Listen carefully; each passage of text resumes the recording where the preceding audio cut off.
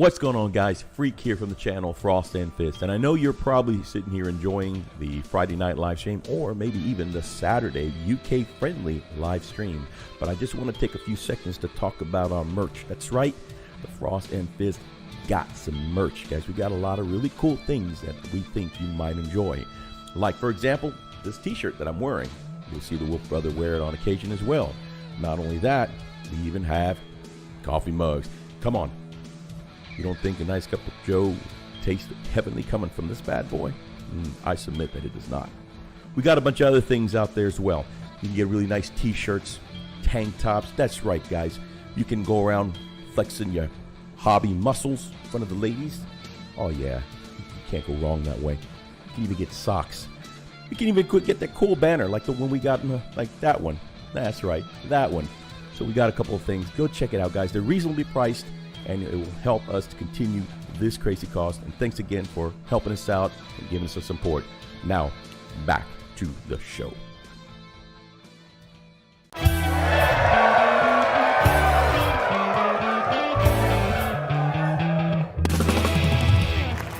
It's Friday Night Live with your host, Wolf Brother Mythos, and the Freak. And now for the car wreck of a show, the Frost and Fist. We are live! What's going on, y'all? What is up?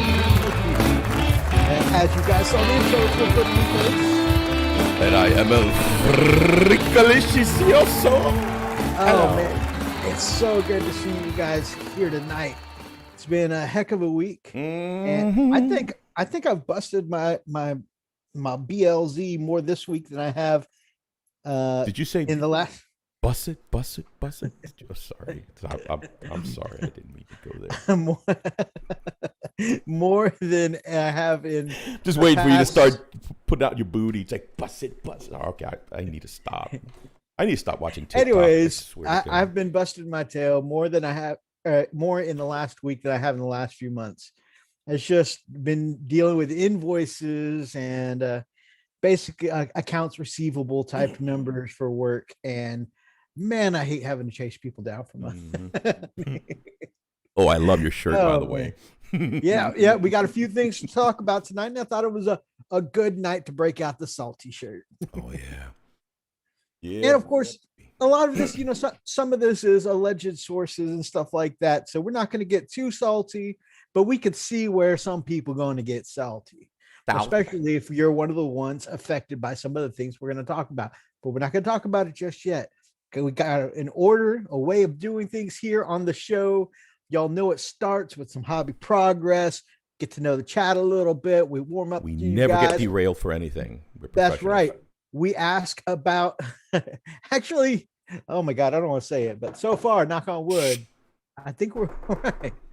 Oh man, but yeah, there will be much salt. But yeah, we got an order of operation, guys. We got to talk about our hobby, get to talk to the chat, right? Ask you how you're doing, how your week was, what y'all working on. What does the chat got for poke chat? Whoa, they get poke chops? Damn. They get poke chops. Derailed this show never. Brother Oni. Brother Archer. We got both of our Smash captains in the chat. We got the Flight of the Phoenix. Potato. No potatoes tonight. He's trying to jinx us. He's really trying to push us into that. No. We're not doing it. No. So since we got an order of operations, one of the things we do is see who's in the chat. And I think we've called everyone out. So the next thing we got to do is we got to talk a little bit about the hobby. As our brother Spud from the Chilling Wargamers and leader of the Chilling Network, as you can see kind of down in the corner over there, he likes to say that nonstop wargaming, because it never gets derailed around here. It's 100% hobby. Yeah, 100%. Preacher. 100% hobby on the show. You know what? We need to put that on a t-shirt. 100% hobby. HUNNIT. 100% hobby. 100%. 100. Like placenta without the L. Yep.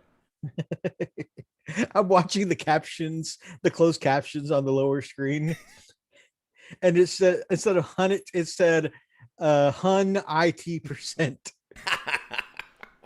We got Archer making IT jokes. We got the closed caption making IT jokes. They're trying. They're not gonna break us, man. Y'all not gonna break us. Anyways, I think it's gonna be fun, guys. We got so much hobby news. We got so many models to show off to you guys because we haven't done a big spiel on the news lately. Part of that's because we've got such an amazing hobby community, and we've just got so much art of the week to show off every week, and we just love reveling in the celebration of the hobby with you guys and looking at all this amazing art. But we do have some news today, and of course, it's going to be old news to y'all probably because like I said, we haven't covered the news in a few weeks, but we want to look at some of these cool new models coming out. We got Greg and Ashley in the chat. Woo! Gamers with coffee. I like it, the coffee. Phoenix says it may be hobby related, but that doesn't stop the hobbies from squirreling. Who's squirrel? Who's shiny? Oh, really? All right, so I have a bird right outside my window. No freaking lie. As soon as you said squirrel, I saw that bird. So we have a bird's nest. They keep coming back. One of the little swallow. I don't know what they call it, little black birdies. And anyway, so they have a mud nest right here in my corner. So they come every year, every season, and I just saw him perched right up on the area. There he is again. Why kicked you out again? How stupid? Okay. Sorry. Yeah. Only you could make the jump. Only you could make the immediate jump from okay. I know you were talking about squirrels, but bird.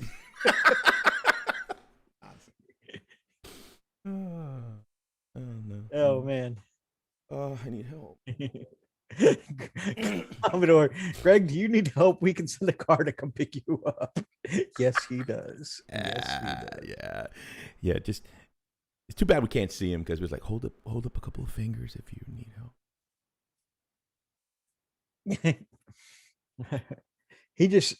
We don't even know if that's him. Also shiny squirrel, also rabbits. Lars, my man, the best sisters player, the best orc player I know. Good to see you, man. Yes, boys, we got a big Mac who is up way too late. He drives a Big Mac. He drives a Big Mac.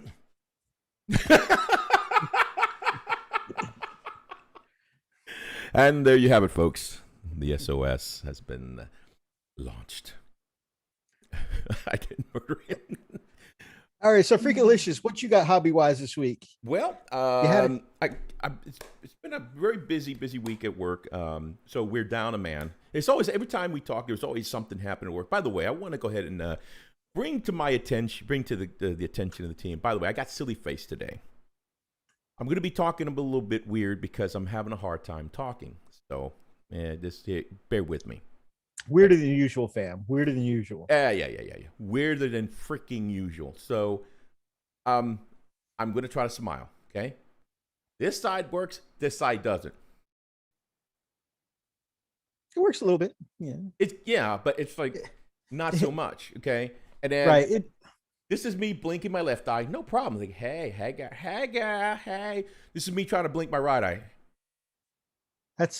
On both sides, it's kind of an unfortunate wink. It's hard. I can't anyway. So that is I can't win, dude. I just need a break. So apparently, COVID does not like me too much. So after COVID, it wrecked my body and it just put my body through stress. I started feeling like about a week ago, I started feeling like some kind of pain in my ear. I'm like, what the heck? You think it is, it's probably, just an ear infection or something like that, right? Earache.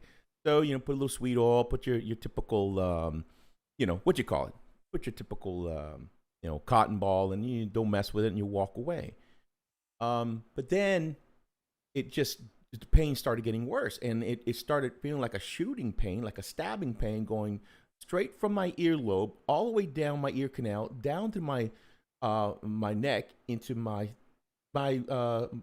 mouth, into my right side of my tongue. It was like, what the hell? So anyway, I started doing some research, and I looked up, because the pain felt so familiar, because I have had the similar pain in the wave of pain, because it's not consistent pain.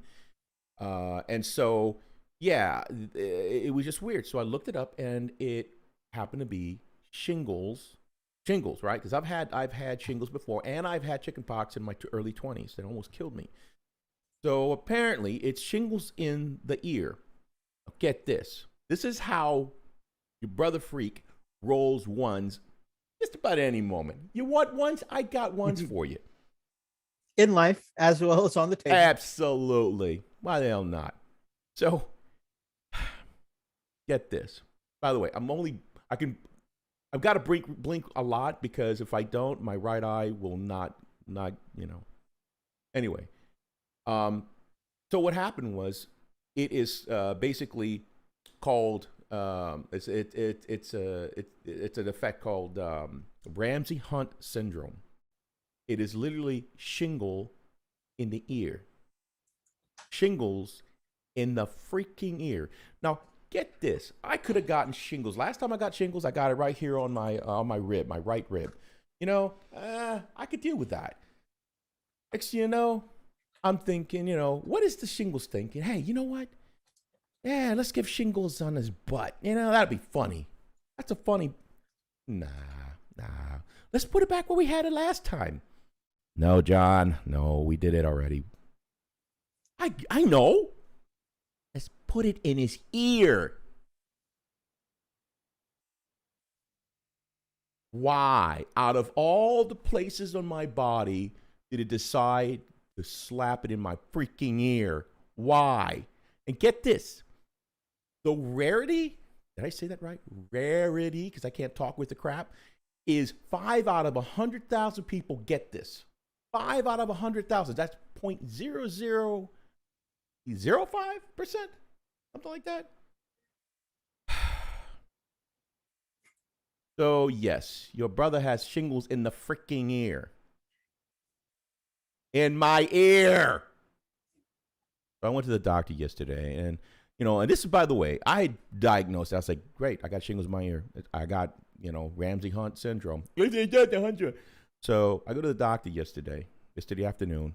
He looks at me, and he starts to poke and probe and look in my ears. Says, yeah, you definitely got shingles in your ear. I said, Doc, out of all the places and the rarity, 5 out of 100,000. He looks at me and goes, welcome to the human race. I was like, really? He's a cool doctor. I actually like my doctor. He's really, really cool. Like, okay, great. So he got me. I'm on prescriptions. I'm all kinds of meds. So he's antiviral, all kinds of crap. But no. See, that's just it though, Lars. I can only win the reverse lotteries. Okay, the reverse lotteries. It's like the bizarro of lottery winning. Okay, I get the opposite. Yeah, just give you shingles in your ear. Next time I'll get COVID in my butt. Yeah, that's gonna work. That's disgusting, by the way. Anyway, so that's what's been happening to me. Otherwise, I have been doing absolutely, again, as normal. No freaking hopping, because I'm stuck. Aside from that, though, I have been on occasion pulling up some video games. We get to play some Phasmophobia. We haven't done it in a while. Great time.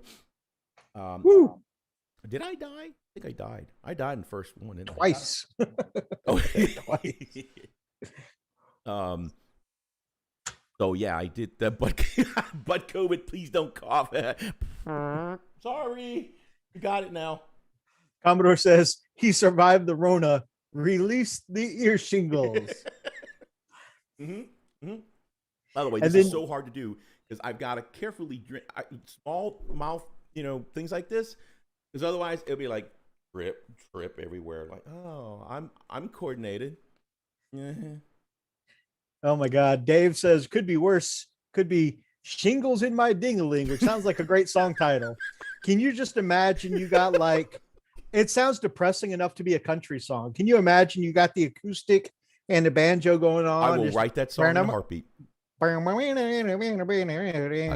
the shingles on my ding-a-ling. Well, it's gotta be one of them kind of things. And I tell you that sting-a-ling. Would you stop interrupting my song? It's gotta be. I can't even do it now. I'm laughing too hard. Brother Oni says 7 days was hilarious. We kept dying so much. I told Methus about it, Steve. So let me tell the crew. So me and Steve, or Brother Oni, right? We're playing 7 Days to Die, right? And we keep dying, but finally he finds a really cool little place that we can try to, hunker down, because we're already on day 3 or 4, something like that. And I got it for 10 days. We wimps. Anyway, so I'm trying to find where he's at, and I'm getting there, and he finally says, yeah, I'm up here, or I'm waiting for you, dude. All right, cool. So I'm hustling, getting over there, and I finally get to where he's at, and he's got a nice compound, and I'm like, don't spoil it, Steve. And so I get to this nice fence around it, and I'm like, all right, dude, I got you. I'm here. This is really nice fence. And so I started walking around, and as I'm getting around to one side, dude, there's like 3, I think it was 4 to 5 dogs. And and Steve was standing on the roof of the place that he's at. And then I'm all he can hear is like, no, oh God, they're freaking 5 dogs. No, get away. Oh God, stop. Oh God. Ah! And all he can see is me screaming, and all these dogs are jumping on me, biting me, just murdering me right there. And he sees me die, getting eaten by the dogs. Meanwhile, he is just dying, laughing. I mean, he's busting my eardrums. He's cracking up, laughing so hard. I'm like, I'm glad I can fulfill your enjoyment, sir. That's what I'm here for. Oh, my gosh. It was funny, though. Eventually, I did res again and got back in, and we were good. Right? Great. Yeah, you saw him running to me. He didn't say anything, did you? Yeah. Yeah, he's got the blunderbuss. He had a weapon. He didn't want to fire that. No, he was too busy laughing, man. It's real.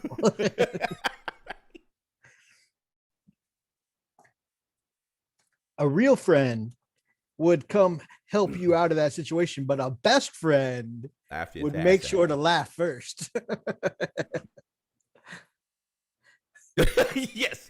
COVID, shingles, and now rabies. Will the freak survive? Stay tuned. Oh, man. Goodness. Always me. Guys, we got us a little Discord and for the Frosted Fist, and that Discord happens to have a video game server, and sometimes we put in the chat there when we're going live when we're going on to like Phasmophobia and stuff like that. So if you guys ever want to jump on and bust some ghosts with us, that could be an option. Oh yeah, I put this on anyway. A little.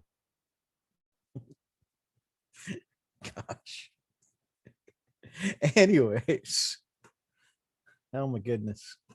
Another hobby thing. You started working on a 3D print for one of our patrons this week, right? Yes. Very cool. Yep. And I've seen the file. It's going to be by ass. Yes. So that's cool. Somebody Myself? Somebody hooked me up with a great, because I've got it supported. Now I just needed the helmet. So I think it was Steve. Yeah, Steve actually hooked me up with some really cool helmets. So I'm gonna print a couple of those for some options. Yeah, this is gonna be pretty neat. Man, you can never have enough cool looking helmets too, I think. Because I don't know about you. I know you're very an out of the box kind of builder, but I love doing head swaps and extra little bits on to customize your dudes. Yeah. Speaking of customizing our dudes, giggity. We need music. Why is our music not? Honestly, I've done very little hobby this week. Just like I said, my life has been invoices for the past week and chasing people down, standing outside their door when they wake up. Where's my money? Pimp. Where my money? And so that's been my life for the past week.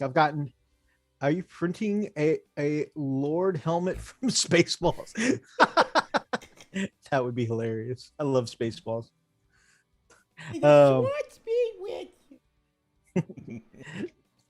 But I chipped away a little bit more at these Wolfguard veterans that have been on my desk for way too long. I think it's been over a month now.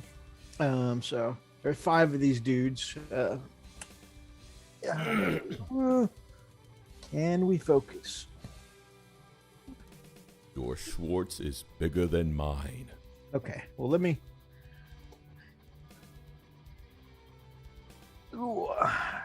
That actually came into focus. I was about to say, I don't know why I always attempt this, but yeah, It works.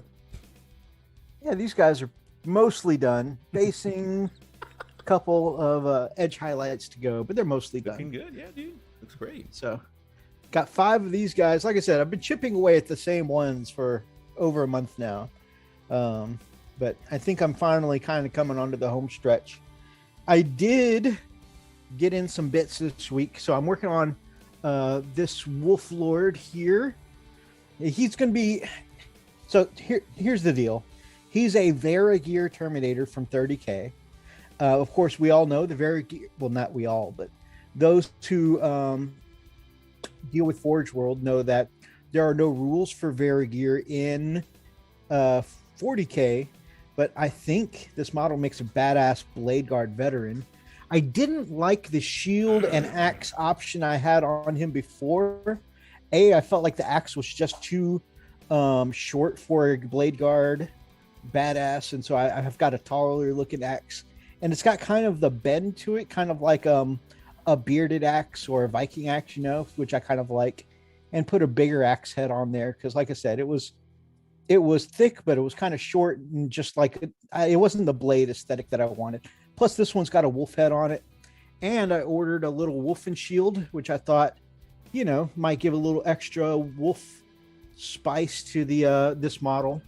And so what's going to end up is I'm going to paint this dude up, and for me, I mean, it can be just a captain with axe and shield and Terminator armor if that's how they want to run it, or a Terminator with axe and shield. But I think you'd make a really badass Blade Guard. You're badass. Either a Blade Guard veteran or Blade Guard captain, depending on how they want to use it. So I think that's the way I'm going to rock it. And get this painted up for our patron and send it on over to him. Nice, dude. So that's a little project I've got on the go. Like I said, I was waiting for some bits to come in, and now that the bits just came in, I think either earlier today or last night. But yeah, now that I got the bits in, I can start on that this weekend in earnest. I was going to start on it last weekend, but like I said, the more I looked at it, the shield and axe options that I had with it just weren't vibing for me. You ever just look at something and think, I'm not feeling at it. Yeah. I'm not feeling it. And you're like, you hesitate to keep painting or keep building. Got it. Okay. Yeah. Oh my goodness. You hesitate. You hesitate. Anyways, you hesitate. You hesitate to paint it or continue building it just because you're not feeling the vibe or aesthetic that the model has. And that's what kept happening to me. Looking snazzy, brother. Thank you very much. Mythos, the tiniest pimp, first pimp to have to smack up. Give me my money. A little fun fact: the Thai word for that is mengda. So there's a little cultural lesson for you guys. Well, how did you know that? What? Do I owe you any money? Because I don't. You were talking earlier, and you were like, "Yeah." You see that sass isn't making either of us any more money. So, okay, I need you to put the sass away, put that water bottle down, put something else. Never mind. Okay, guys, we're gonna be muting for a while. Going dark. I might actually have this side of my face working again. You better bring me back my money too. Oh my goodness. So yeah, that's Oh my goodness. I've got some pictures in our Art of the Week folder. Okay. Where which you guys will see later on when we do Art of the Week. But I finished up my 5-minute orc challenge. I mean, you guys already saw where I put the 5-minute orc on our YouTube channel, or some of you have already seen it. I've got a whole playlist of that, by the way. So if you check out our playlist on the channel, I've got every 5-minute orc challenge that I've seen so far, and all in one neat little spot where you can see everybody's attempt, and issued out by Twisted Dice. Shout out. And you'll be able to see all the challenges. Freak has one, by the way. We're going to get that edited up sometime soon. Yeah, I should be able to do it this weekend. So sweet. And you guys will be able to see that attempt as well. And if you guys like watching our channel for the salt, you'll definitely get some of that in our in both of our 5-minute challenges. A little bit more so in one than the other, I think, baby. Okay, what do we? Okay, is the first ones that you put in on the? Oh, you didn't have to worry about pulling it up, but I can resend it so it's at the bottom if you like.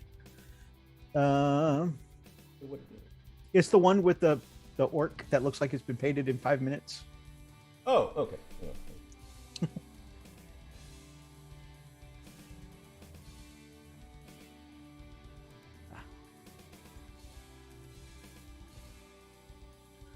You'll recognize my terrain in the background.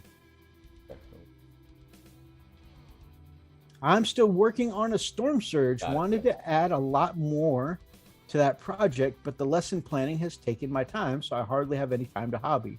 Making a tutorial on it though, that's awesome. I have to say, I'm glad to see the tutorials making a comeback on the miniatures paintbrush, because even though I know you're super busy, you put out quality tutorials. Yeah. And you always do awesome stuff on there.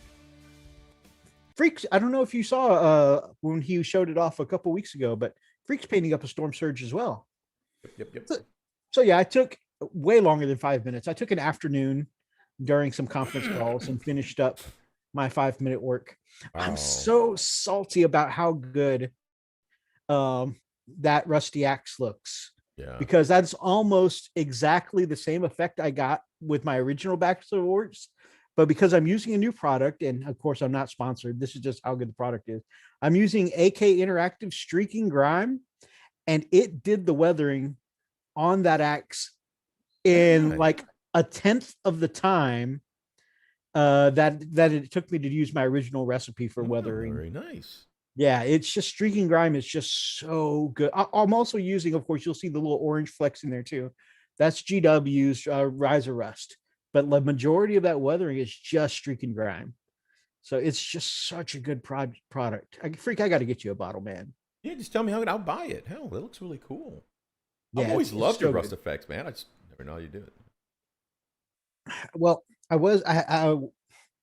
had a little bit of a tutorial that I was going to do on it, but now it's redundant because I found a method to do it.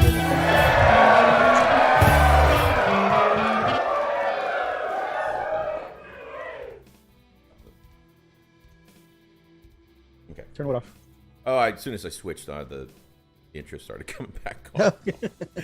And now it's like, oh god, no, we just heard this jackwad. Okay, good. That's funny.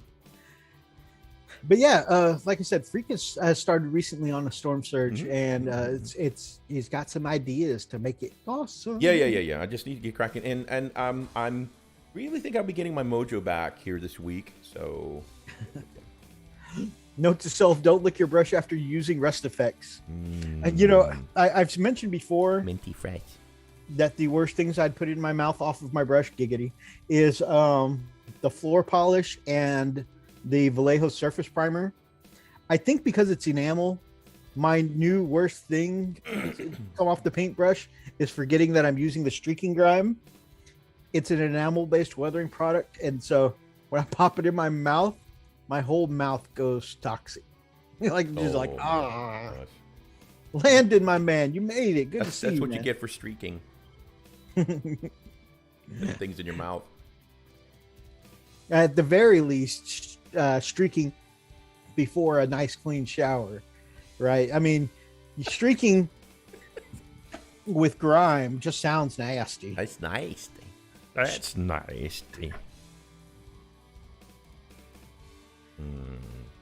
So yeah, that is, I think. Oh, I do have one more hobby bit to share. I'm a little excited to show this off. So a couple of weeks ago, guys, I was missing from the show because I was on the road, and Freak did a whole show where he was doing some hobby on camera for you guys, and kind of showed you how he was going for a spinning heat blade effect, which was, I tried it a couple of times, like 3 or 4 different attempts, and I failed all of them. And when I saw Freak's attempt, I was like, oh man, that looks good. But then I went over to his house and saw it in person. I was like, you have to do mine now. It's just too good. And so anyways, so after that, he broke out the airbrush. He hooked a brother up. And this is still, I know the colors are a little too bright and gaudy. It's still not finished painted yet. But the heat blade, the spinning heat blade is done, guys. And I think it's taken this rather dark overall toned goth. There's a little brightness and pop from the skin, but also there's a little brightness and pop from that spinning blade. So like, he did a fantastic job on it. And I just appreciate that, man. I couldn't get it to come out looking right. I could not. So he definitely has put a nice little heat effect on this Forge World model for me. You know, it's crazy. I was obviously looking at it today, and I was looking at some like spinning blades and stuff, and I was thinking, I think I could have done better. I think I could have done a little better had I spent a little more time. But we're kind of under the gun because my wife was like, "Oh, it's time to go." I'm like, "Oh God, okay, I need to go." Yeah, we were supposed to go and bring the car to get it appraised. We sold the car, by the way. So now I just have the new car and my wife's car, and I sold my old car that the engine blew. It's fantastical. So, oh, by the way, kudos to sponsored, not sponsored. Give Me the VIN. I think she did a great job. They were happy with the purchase, actually. So there you go. You got a decent vehicle. Very nice. Yeah, man. About your spinning heat blade effect, Brother Rob says that's the hotness right there. Oh yeah, that's hot. I want to say it. Also, I forgot I popped my finger bone this week, and I tried to snap, and I realized that was a bad idea. Oh my gosh! Why'd you do that? Why'd I do that? You know, I just was like, you know what?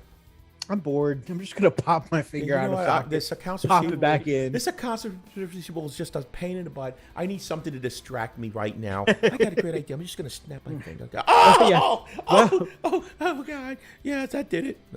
What would I rather do than make another phone call about overdue bills? I could snap my neck, but then that would kill me. Oh, I know. I'll just break a finger. I'm tracking with you, dude. I got you. I'm telling you, man, this accounts receivable stuff is starting to get to me a little bit. Sorry, bud. I got off the phone with a client earlier today, and I didn't want to just come right out and say, hey, give me your money. So I put on my customer service persona and said, hey, this is, your security rep. I just wanted to call and see how are things going at the site, and how's our performance, and how do you feel about this? Has the training been effective? And, we were supposed to get you some more manpower out there. Did the manpower help with the situation out there? That's awesome. Do you have any other issues you think that's going on?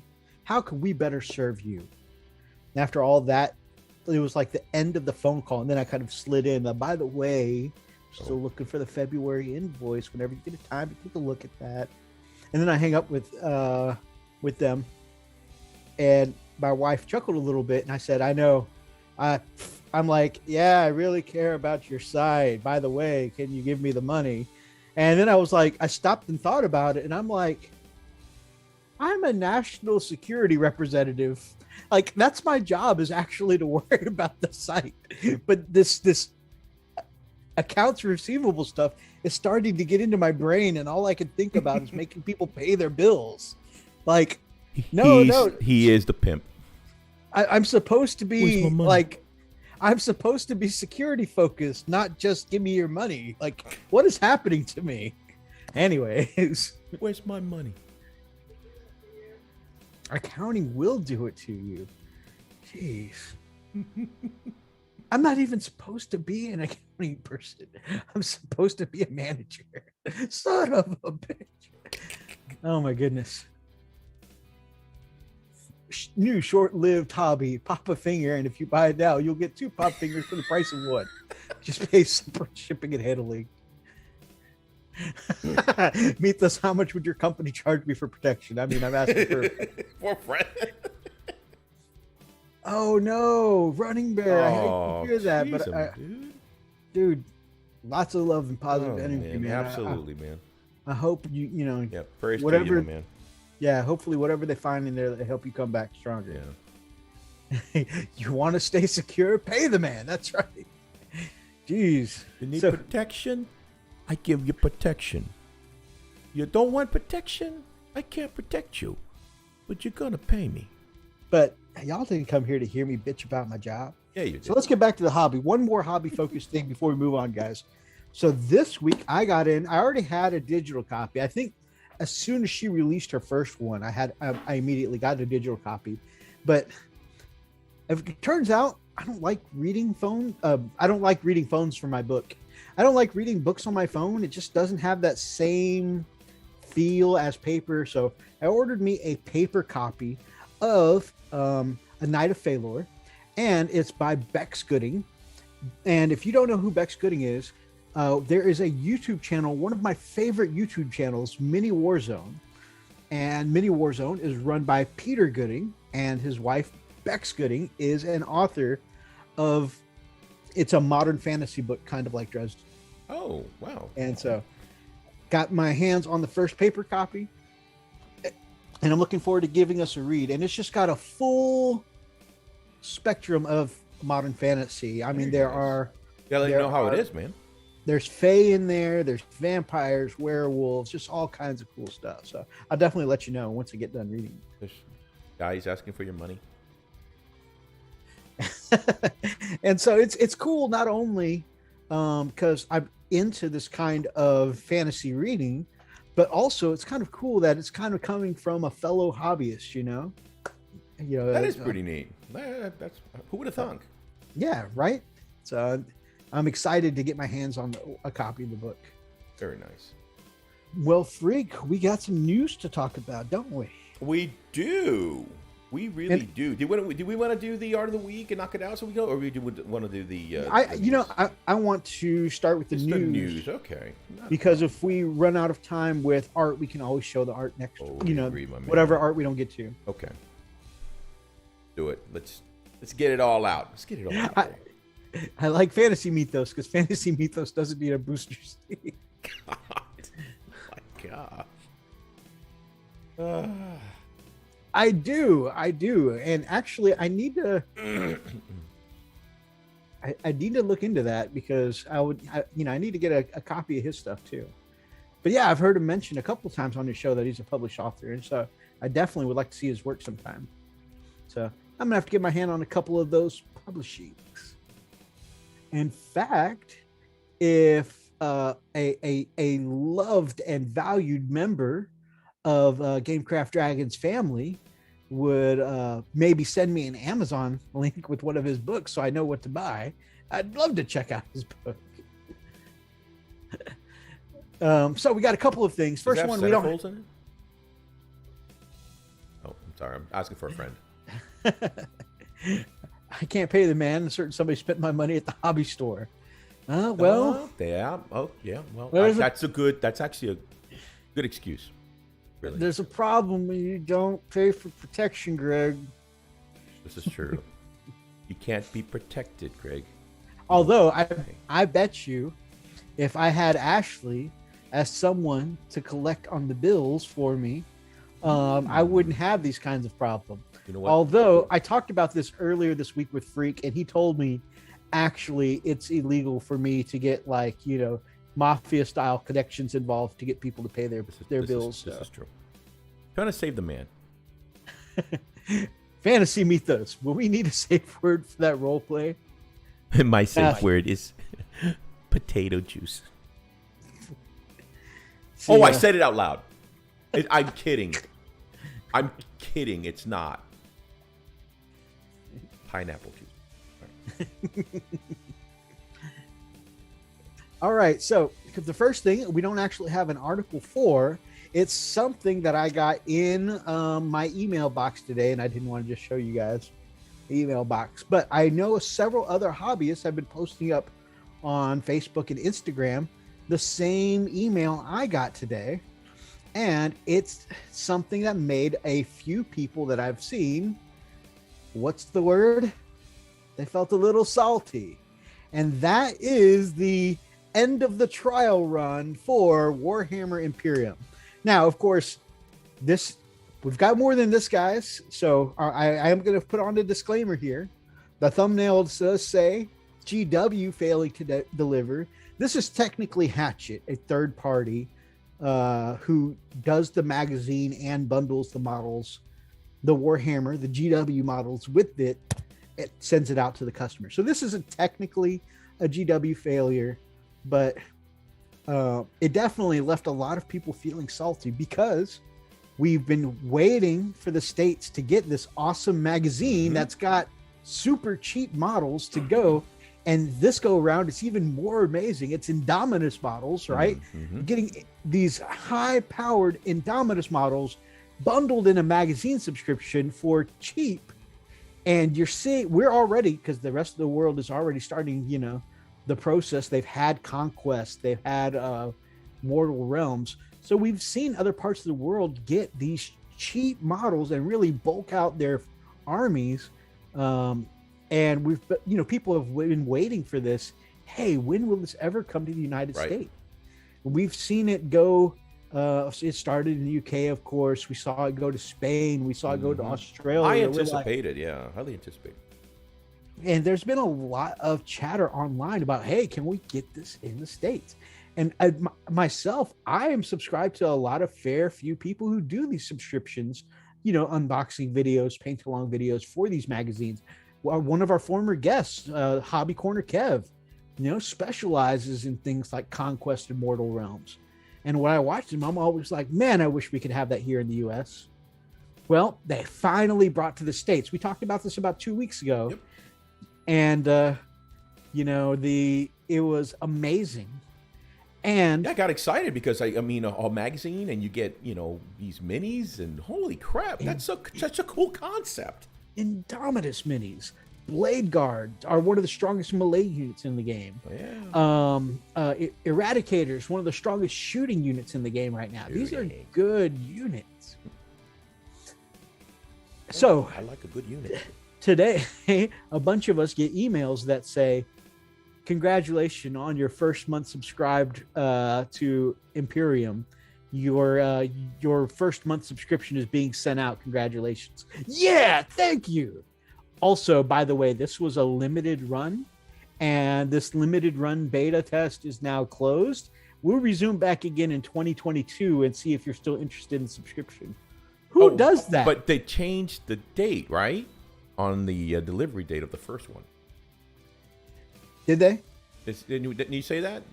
That instead of sooner, it would be like sometime much later. I don't know. So it said that they are going to send out the first issue in April. Okay, and then they're closing it. Gotcha. And they're going to open back up in 2022. Right, I got that much. Yeah. So it's like, here's issue number 1, guys. Congratulations. Yes, you'll get you'll get issue number 2 in like February next year. Who does that? That's a massive gap. That is a massive douchebagging. And, you know, I'm not like, honestly, I'm like, my mind is a little blown by it.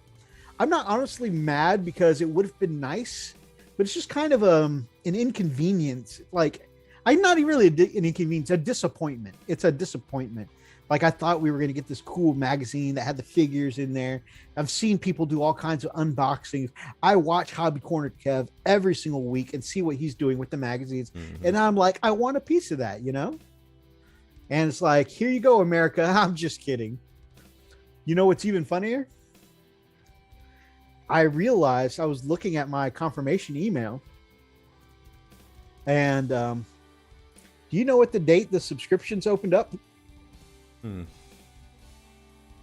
April 1st. Wow. So, I mean, it's a legit product. They are sending us issue number 1.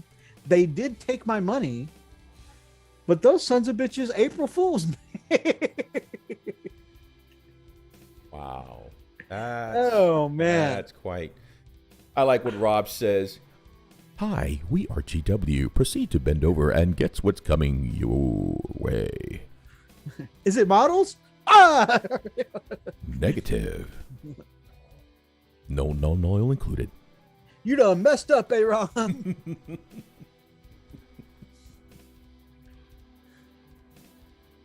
Man, dude. So,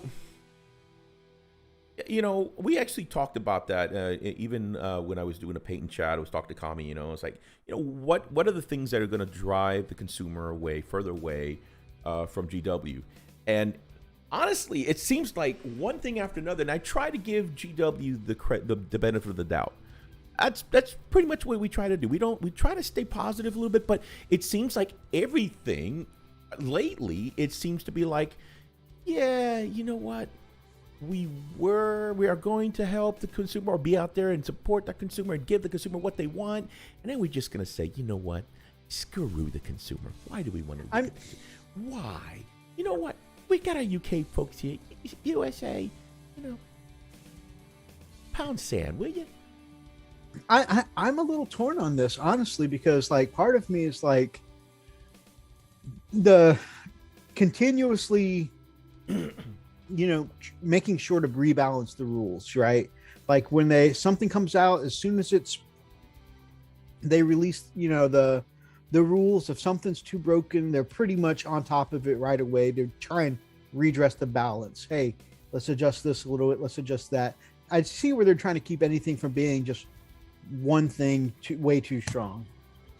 And I see it does feel like in general, their community focus is really kind of the tournament player focus in a way.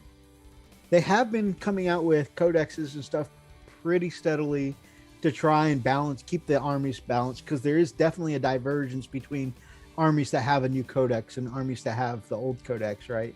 Right. So they seems like they're trying to catch people up and stuff like that. So it seems like they're trying to do some things to appease the community, but again, it seems like definitely a little more of a lean towards just the tournament people. No, you're right. It's more on the gaming side, but you know, like you said, tournament. Come on, English. The problem though is when you are hyping up the community or whatever product it might be, getting them all stirred up and getting them so anticipated, you know, that, hey, oh my gosh, we're going to get this. We'll finally get this. And then you're going to say, oh, we only have 2 in stock.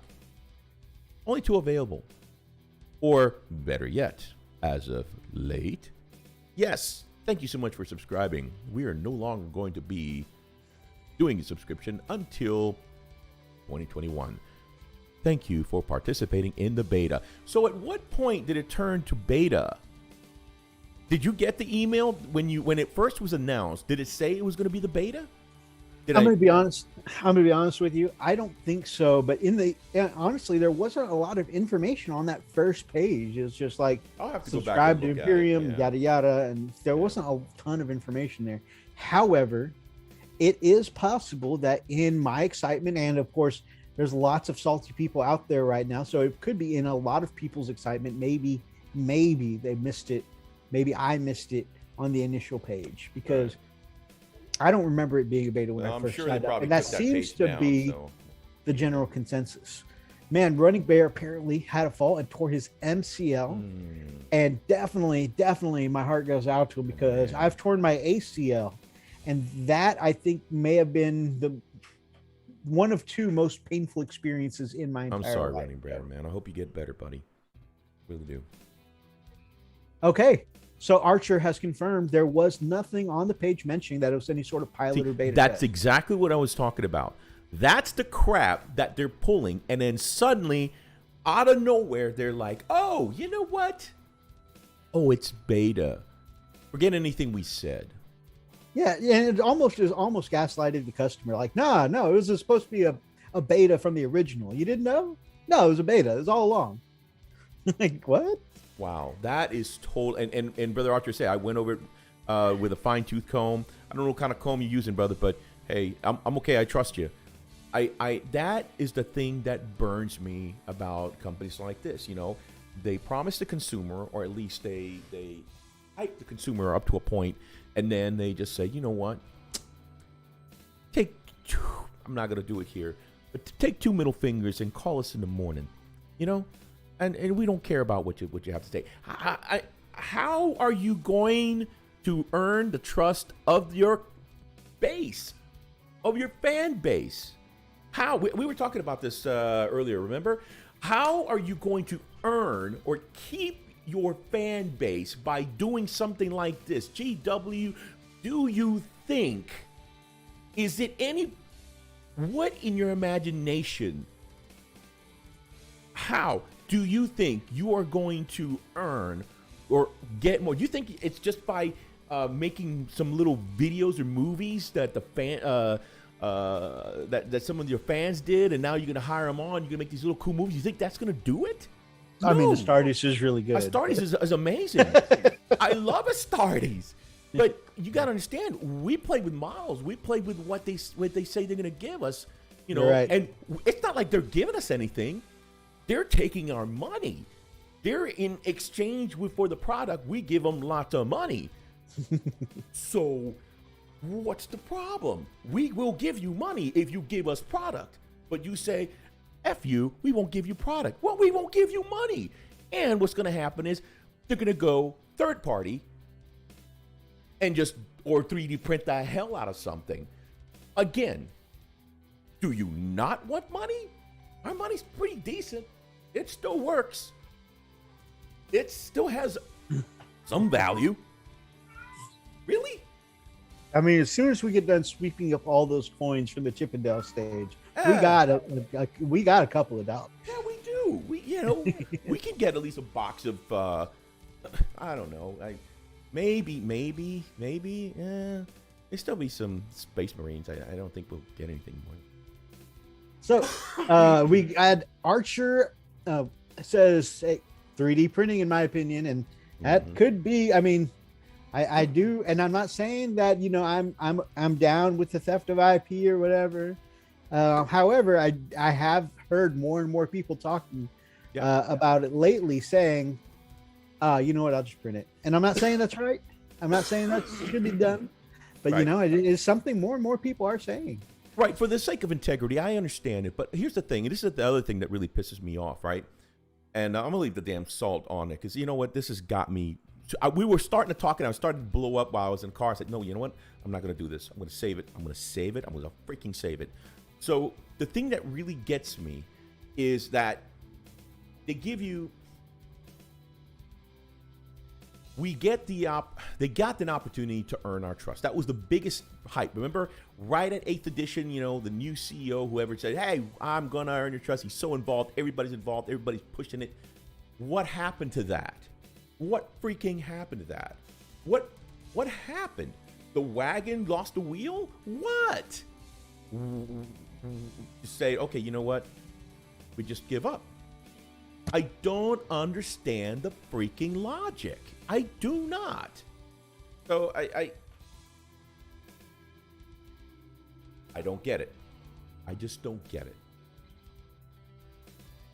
I don't get it. I don't understand how a business will maintain a customer base.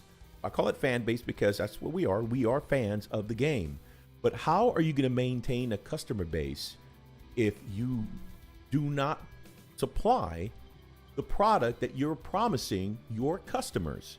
You cannot stay in business. And what's even worse is that they're going out on a limb with their attorneys and shutting down all these other guys that are saying, okay, well, we can't get what we need. We're printing them, and they're issuing cease and desist orders.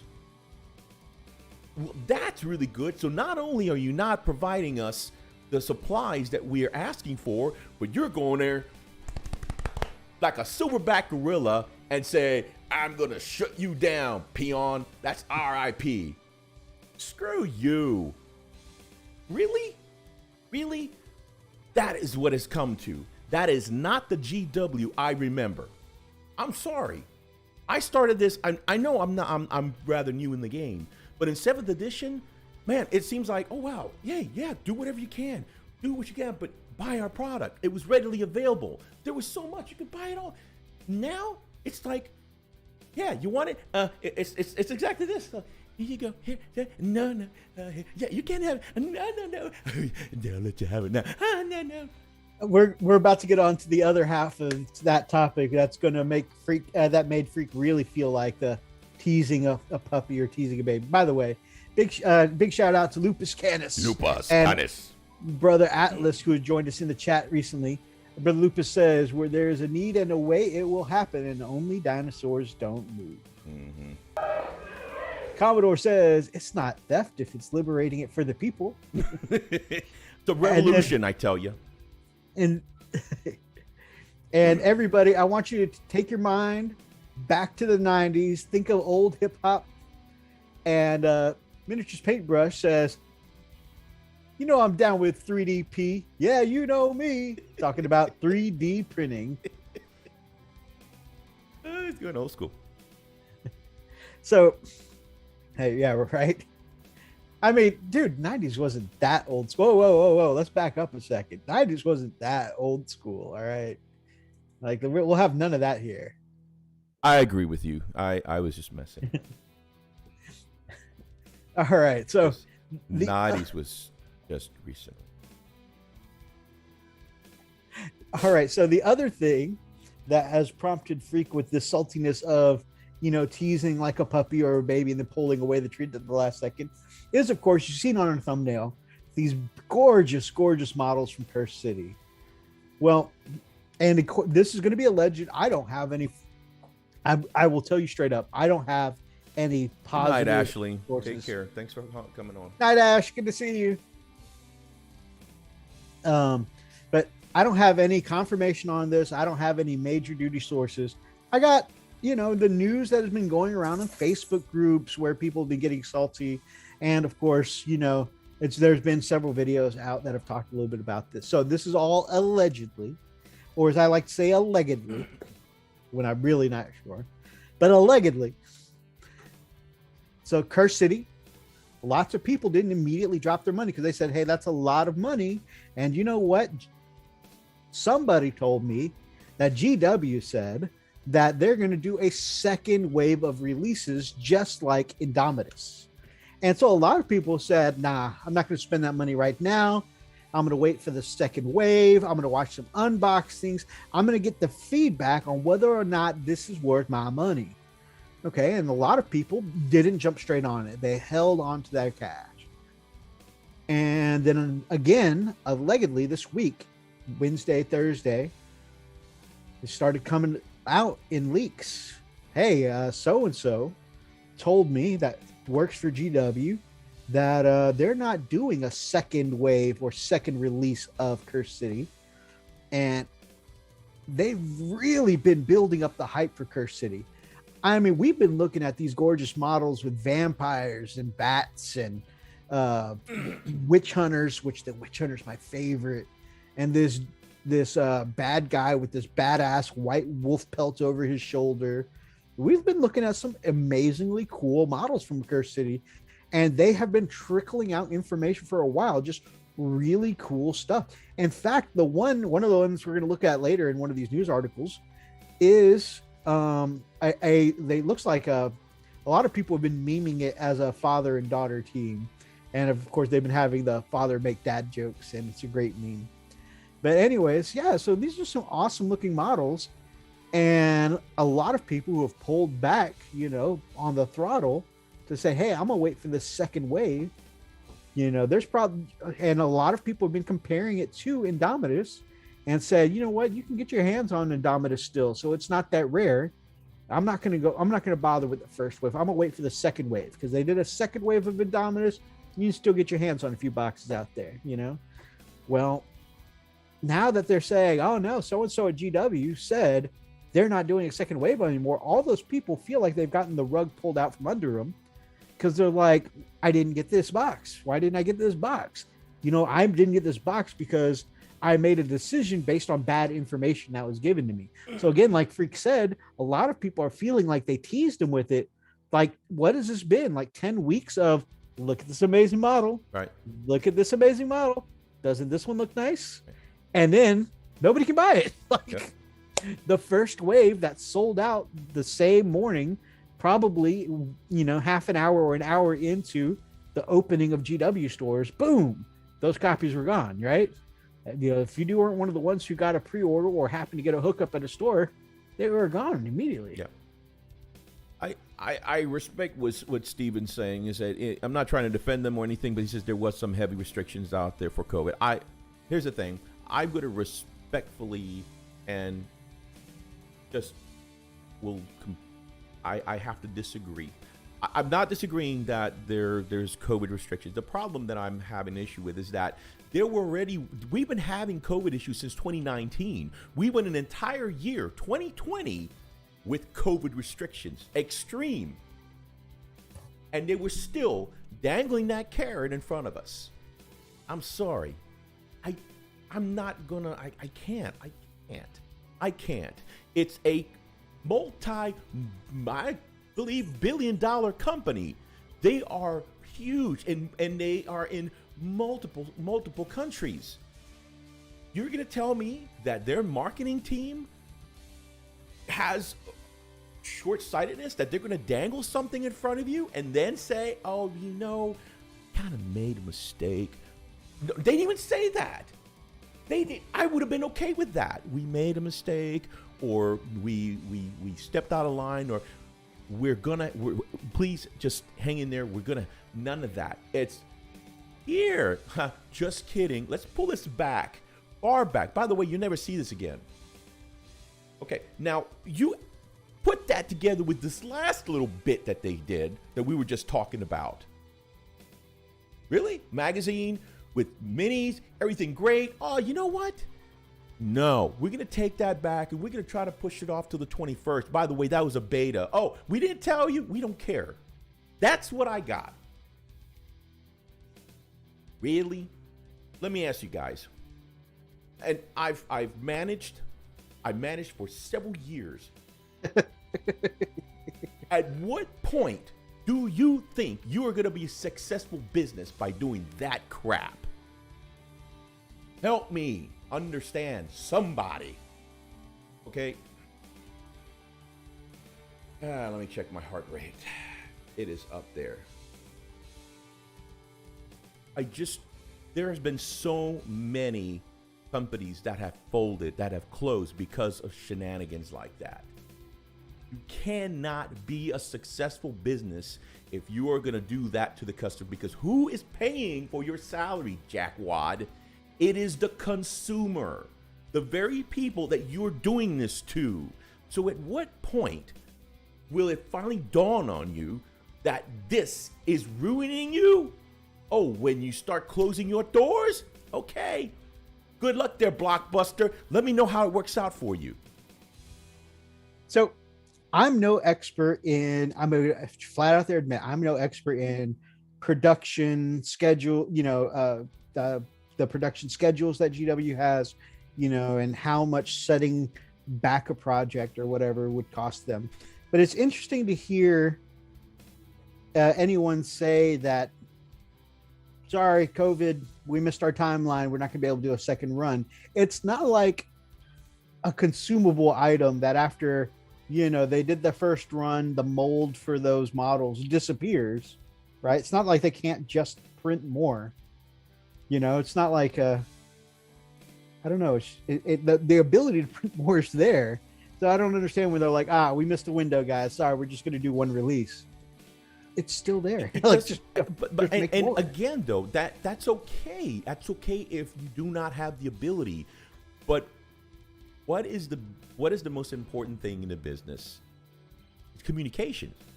Sure. That's what marketing is supposed to do. Is marketing and communications. Who are they going to communicate with? The consumer, with the people buying the product. So why not communicate that with us? Why not communicate that with the? Come on. I mean, okay.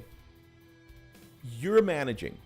Okay, you're a manager. You're managing several people, and there's a change. There's a big change coming from the top down. You're gonna hold it. You're not gonna tell your staff, or are you gonna say, guys, huddle up. Here's the situation.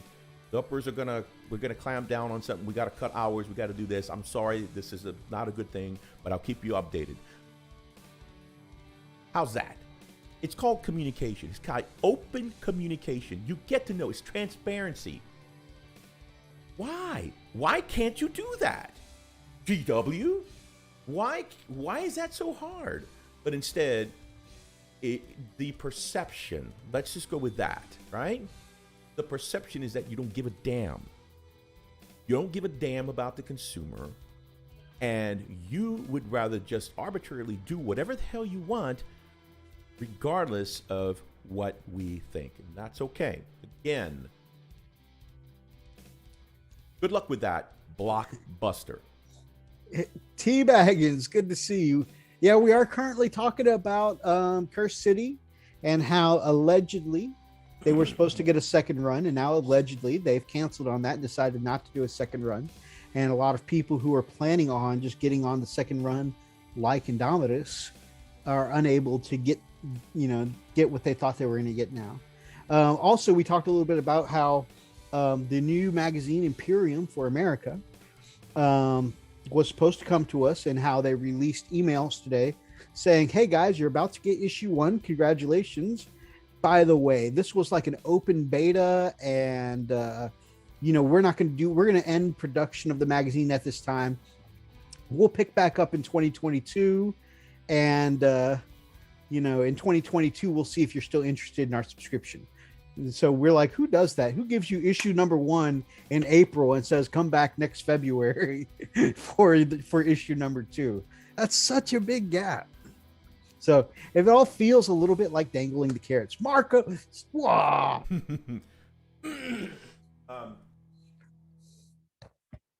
Yeah, Rob, I get it, but here's the thing: you can only do that for so long before the consumer turns on you. Now you got to remember that started happening at the end of 7th edition, where people were just tired; they were done. That's when the new management came in for 8th edition, and they made such a big hype, and they promised that they were going to be communicating. And they remember, we hear you. Remember that? We hear you. Okay. So what happened? Did y'all somehow get lost? Did y'all get shingles in the ear like me? Y'all lost your hearing? What are you hearing? Who are you hearing? We're dropping all kinds of bad news on T-Baggins tonight. Sorry, my man. Yeah. Oh man, trust me, dude. When we were talking about this earlier, I was driving, and it's like, you know what? I can't do this. We need to think happy thoughts right now, because I'm driving. I'm on my way home, and Mythos is dropping the news, and I'm like, because at first I was like, okay, Mythos, what are we talking about tonight?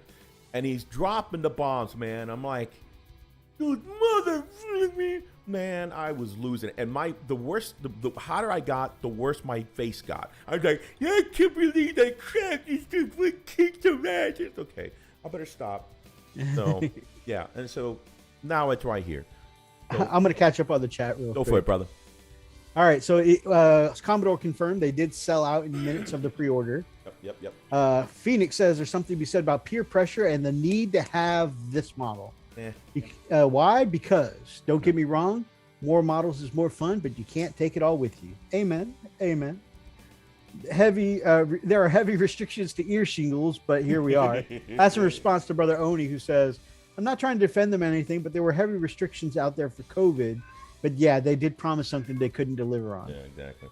And then after that, he says, hey, he wholeheartedly agrees with us. They should have looked at it more realistically. And I think that comes back to your point, is that if they looked at it more realistically, they could have been looked at, they could have given us the communication on, hey, this is how this is going to go. Even saying, hey, we're sorry, we made a mistake.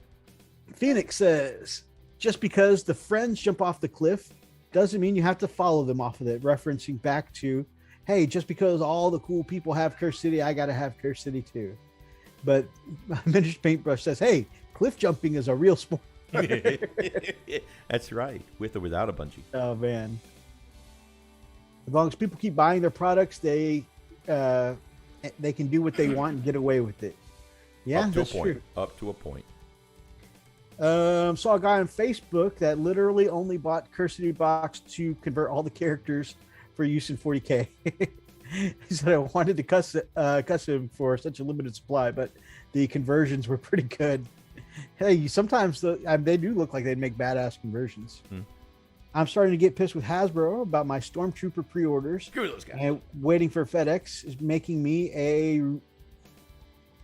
as a retailer, look bad to the customers without about my inventory. And now this, why? Yeah, I would agree. I would have the Curse City models for D&D. That's cool. Yeah, they would look really cool. To be honest, I would have wanted to use Curse City as 40K models myself. Mm-hmm. Sir Teabag says, I wanted to turn Curse City into a Black Fortress expansion. Nice. That's another thing that people are upset about, is because it was long after there were several expansions for Blackstone Fortress. By the way, Freak, I'm not sure how much you knew, but this is kind of like Black Fortress in the fact that they're both kind of Hero Quest style board games. They're tabletop board games, but with the same kind of Warhammer miniatures. Right. We showcased that a little while ago.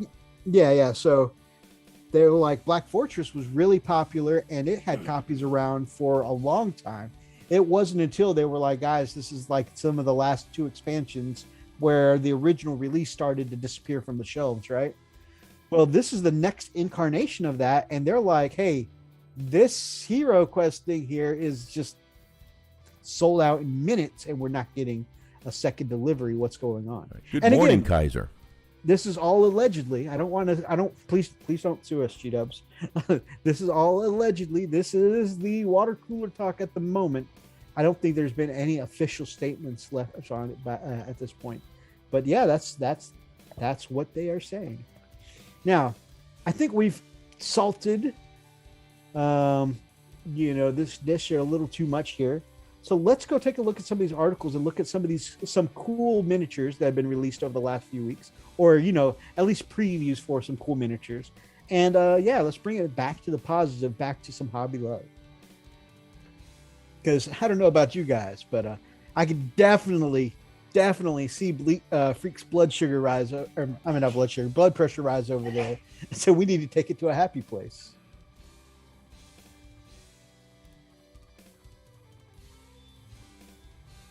And they're not in any particular order, Freak. You can definitely just pick one that catches your eye and flash it up on the screen.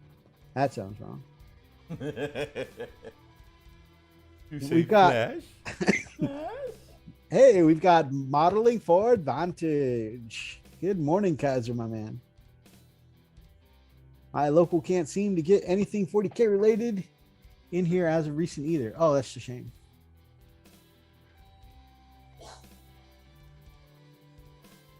So this reminds me of my job at LameStop with the new gen restock and going off of what we were hearing from Sony and Microsoft. Oh man, almost exactly. Mm-hmm. So I'm going to tell you guys. That's exactly what I was saying. A console generation 2. Yeah. So when PS3s, I think, were the big thing, and the 360s. Yeah, I was a manager at GameStop as well. And yeah, this reminds me exactly of that. You want Freak to flash us? I mean, that's how we make our money on the stage, Phoenix. Yeah, but it doesn't go well. I have to. It takes about 2 weeks to recover from that. So, guys, 30K is releasing this Sons of Horus character.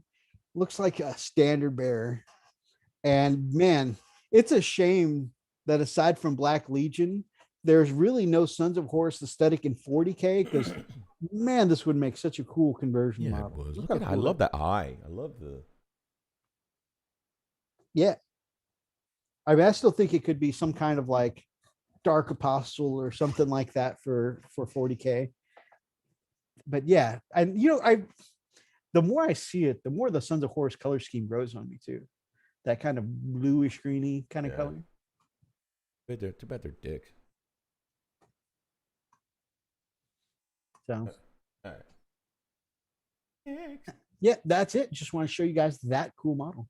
He looks like a Gene Stealer. His face really does kind of look like Gene Stealer Colt. Yeah. Bellicor.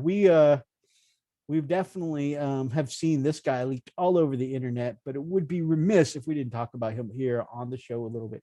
This is a big beastly model, Primarch size. Very nice. And look how big, beefier it is compared to the old Bellicor model.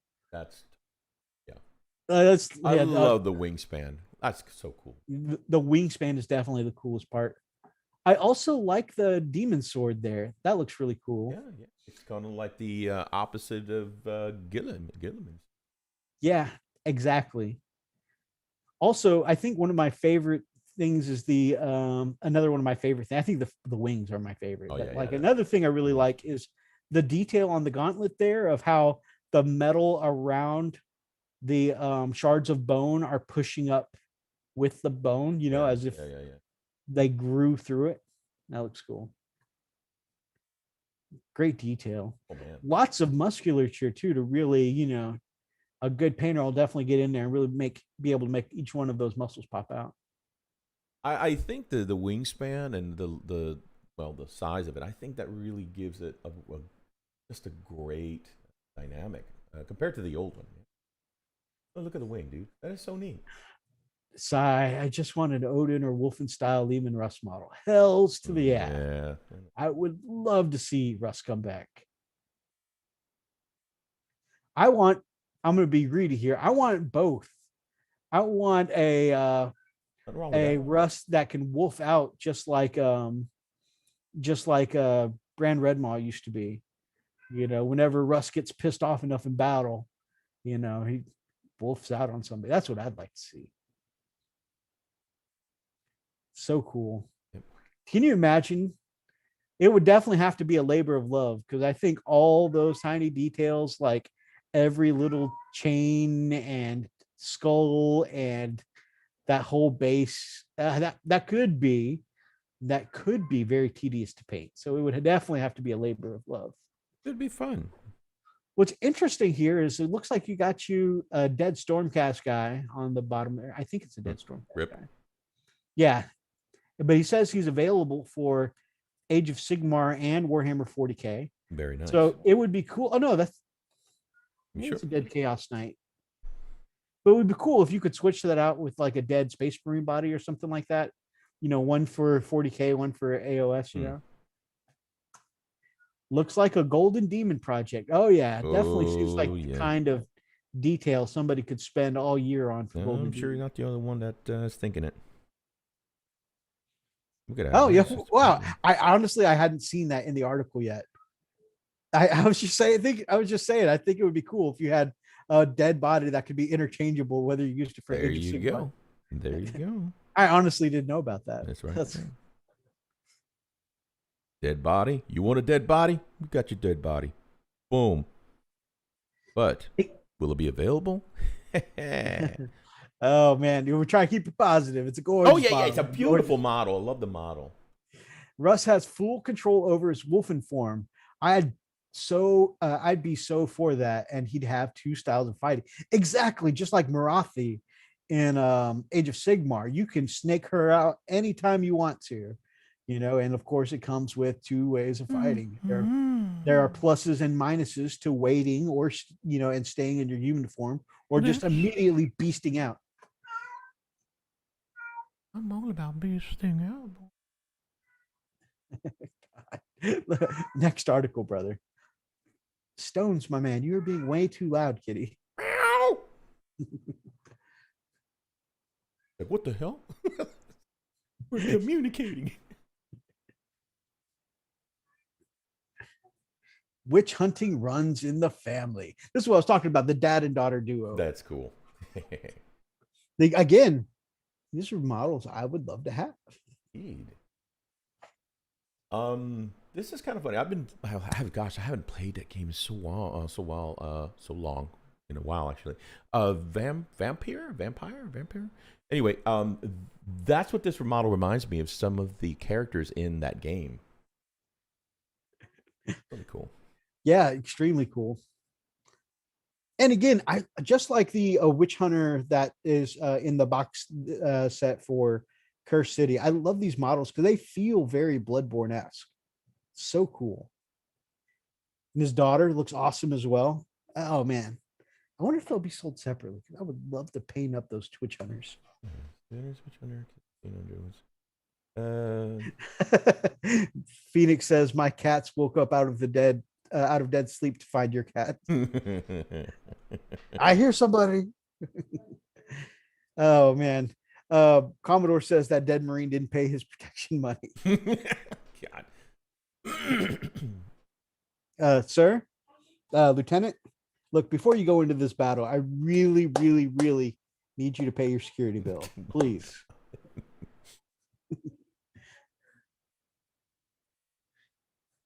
I'm just trying to see if there's anything here that says that they may not come together. So. Oh yeah, I love that the weapons are interchangeable. You know, so you can have pistol and torch. You can have pistol and the sword he's got there. You could have the sword slung over the back. I love the variety.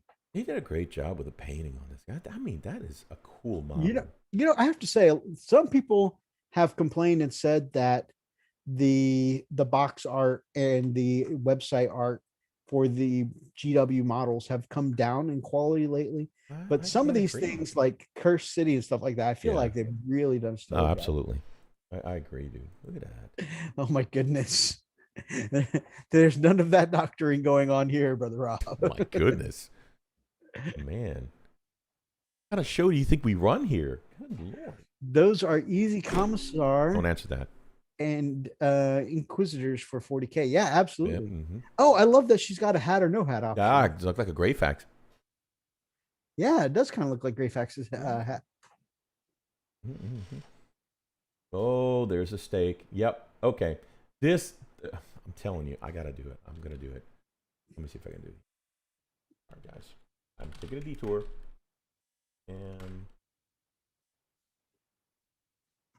hey, what was that hub in your autofill? What? Nothing. What? No.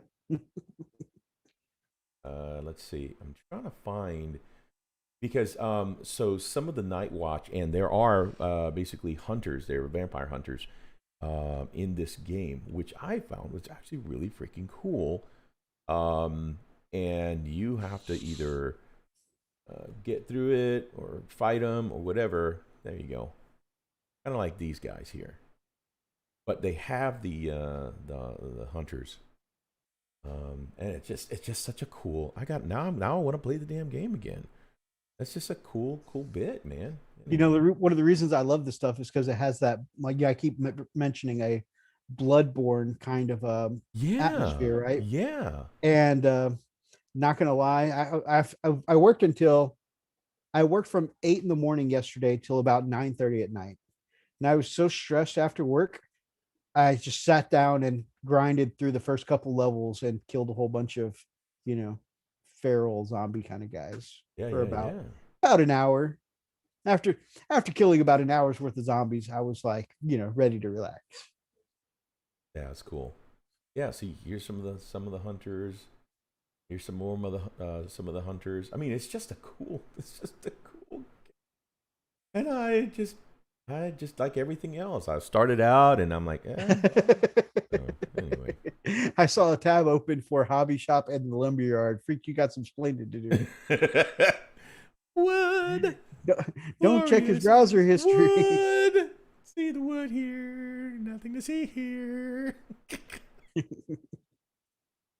All right, let's get back at it, shall we? There we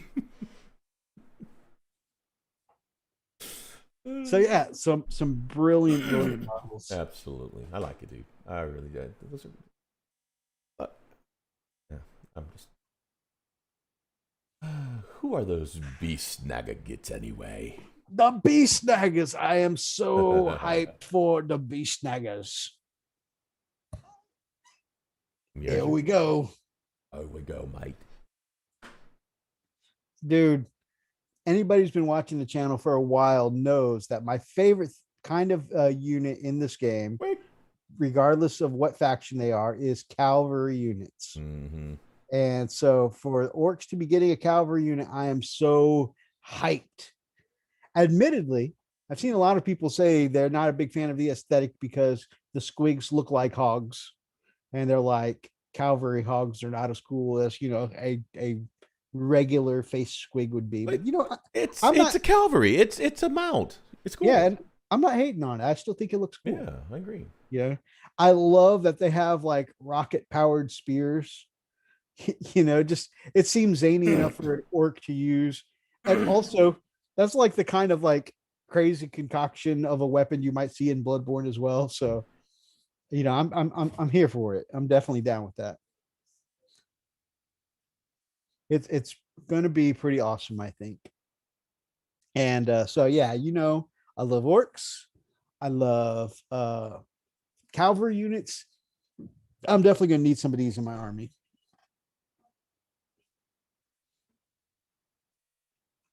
But is anyone here hyped for some beast snaggers? That's what I want to know. Beast snaggers. We want Rough Riders back. You know, they're very uncomfortable. Oh wait. Oh. If you like Rough Riders, I definitely think running them as the Death Corps of Krieg horse cavalry guys are just so much better. I agree. They're considered the best Imperial Guard screening units in the game.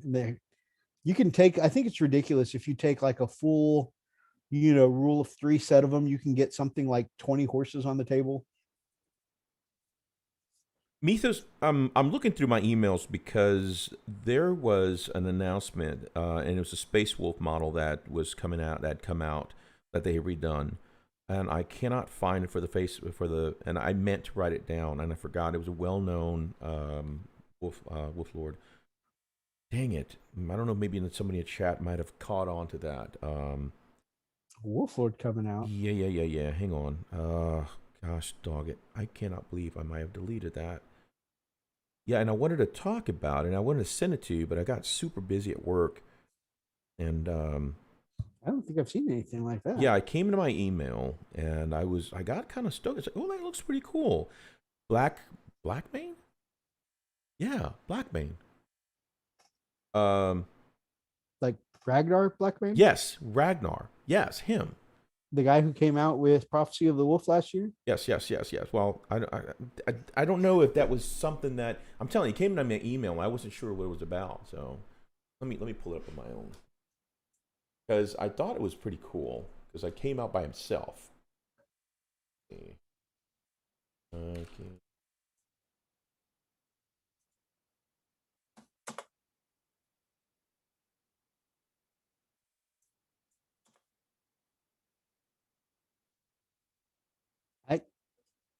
Let's see. I checked the community website right before the show. Yeah, this was earlier. Yeah, I think it was last Saturday or that I saw it come through. But I think it was something that you can actually get by itself. Let me see, when did it come out? Let's see, when was this?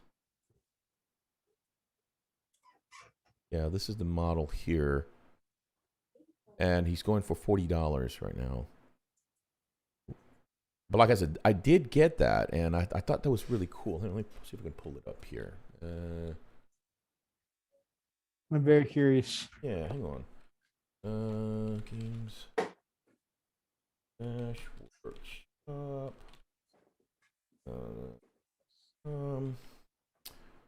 Let's see. US. Ragnar. Dude, Ragnar's been out, dude. I don't know what I was seeing. Yeah, this is 2020. Yeah, you're right. I don't know what I was seeing, dude. I'm telling you, it came through my freaking my email, and I was like, what the hell? Oh, and then it was showing, Ragnar. I was like, okay, this is pretty cool. You're right. It does show 2020. I don't know, dude. Maybe. Yeah, we did like 2 episodes on the release of this model. Oh, the model by itself. Again, dude. I don't know. Maybe I just looked at it and say, oh, hey, 3 years later, and I'm still in my damn email. I don't know. Oh my goodness. So anyway, I got excited. Sorry. It's all good. We've got that CRS. I blame shingles in here. There you go. These vampire models look badass. This is a Face new is badass. Got him. This is the new Underworlds team for the new vampire faction coming out for Age of Sigmar. And guys, this is a badass looking vampire team for your Underworlds shenanigans. I'm just thinking about the chat. It's like, I'm getting out of here, man. These guys don't know crap. Especially that freak guy. My kingdom for 66 degrees right now. Is it cold where you are? It's cool here. It's actually 66 now. Man, I'm burning up here at the desk. Really? Oh, it's warm in my room because of the freaking. I got 2 computers and some lights, so it's putting out so much damn heat.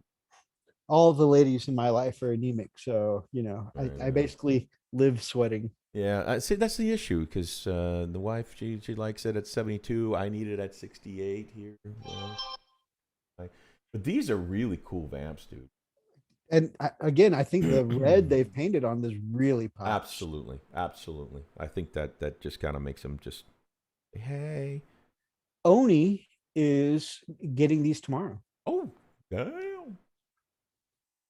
Good on you, man. Get them now because you might not see them next week. Wait, what?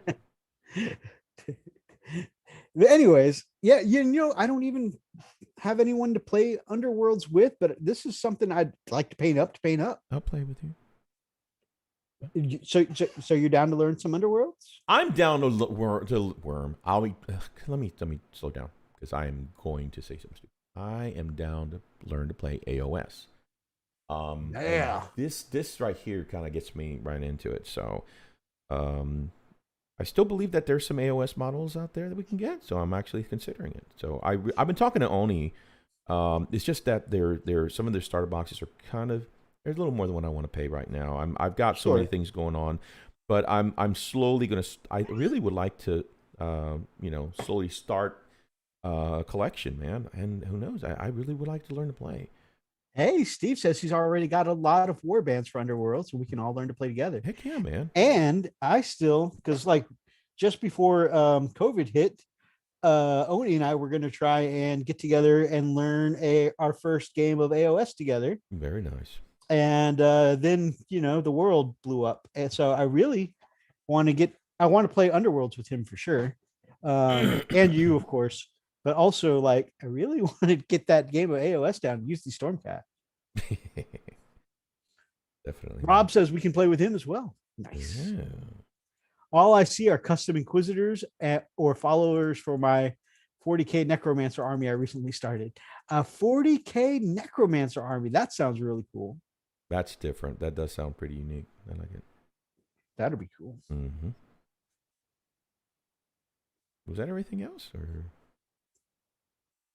So yes, basically, the Underworld set, and definitely, I think. You know what's sad, dude? I'm looking like a dumbass. I'm still looking in my emails to see if I'm losing my mind, and I'm that guy now. I'm that guy that's like, yeah, I saw it, Beastos. I saw it. I'm telling you, it's right there somewhere. And you're like, okay, freak. All right. Did you take your medicine? No, don't talk to me like that. I told you I saw it. This is for real, guys. This is for real. Freak is the guy who's still Googling how to show you you're wrong half an hour after the disagreement is over. Y'all could switch on to new topics, finish having lunch, get in the car, and he'll show you his phone. By the way, I was looking up that thing we were talking about earlier, and this is why I'm right. God dang it, freak. Damn it! I can't be proven wrong because I'm I'm trying to show you how the error of your ways. Just give me a minute. So, and then this one, Meathas is gonna pretty much be victorious. He's gonna dance on my grave and pee on the tombstone. So. I mean, I'm not trying to be right. I just think that you may be mistaken for a model that's already come out. I agree with that. It's just like, what the hell? I'm serious. I feel so stupid because I'm that guy. I mean, it's like, no, Mythos, it's here. I saw it. I saw it last week. Sure you did, Pops. Relax now. Take it down before the shingles start getting a little upset there. Yeah, get in there. Bring it down, Pops. Don't call me Pops. Oh my God. That's awesome, T-Baggins. So what army rules are you going to be using for this idea? Because my mind immediately goes to this would make a really cool Necron army in conversion. But also, like, you could do the same thing with Nurgle, depending on if you wanted to go with skeletal necromancer or if you wanted to go with gross zombie necromancer. I could see it going either way. Hey, we do. What? All right, so I think that's all our articles, right? Yeah, let's do Art of the Week, man. Art of the Week. Necrons, yeah. Okay, that's gonna be cool. Cool little skeletal necromancer army. I like it. I like it a lot. Now, those would be Necrons I'd love to fight, You incorporate some OCR Bone Reapers into that? That'd be cool. Back to you, Joe. Let me take a look. 809, I think. Yeah, it was. I got it. Okay, here we go. Back and Nabushki. Oh man, old school Darklight Dreamer. Okay, so I hope. I know. I miss it.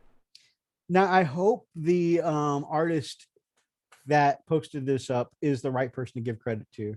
I just saw this amazing Space Wolf art, and I was like, I gotta send it to some of my Space Wolf brothers. It's amazing.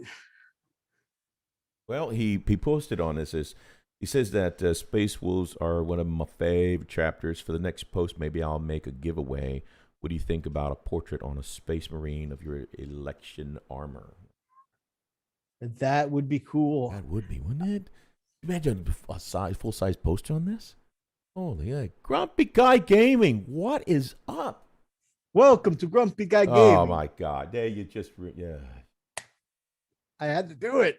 And no, you're not a jerk. Guys, my brother, Grumpy Guy Gaming, has had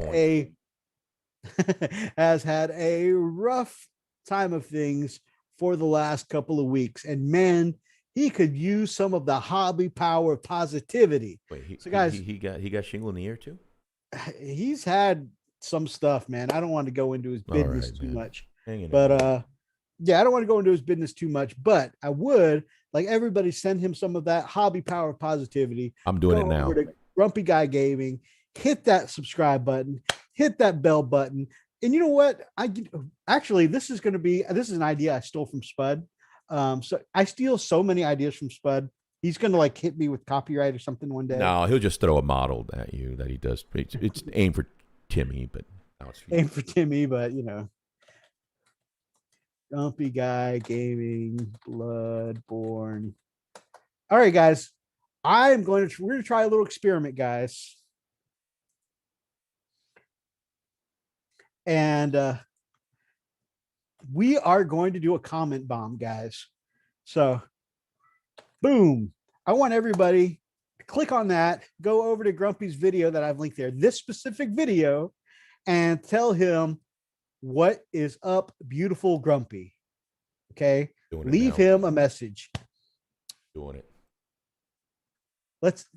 Let's all leave him a message on that video. Doing What it. is up, beautiful Grumpy?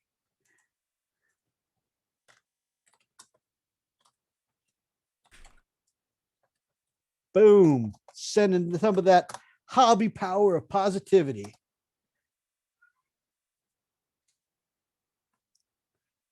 I've seen Spud do the comment bomb a few times. Always love sharing that positivity on over the Chilling Wargamers channel. And Sir Teabag, it says he's heading over now to sub. That is awesome. That is awesome. See, that's what I love about this community. Everybody sharing that hobby love. We get a little salty sometimes. Sometimes we push that hobby love. Hell yeah.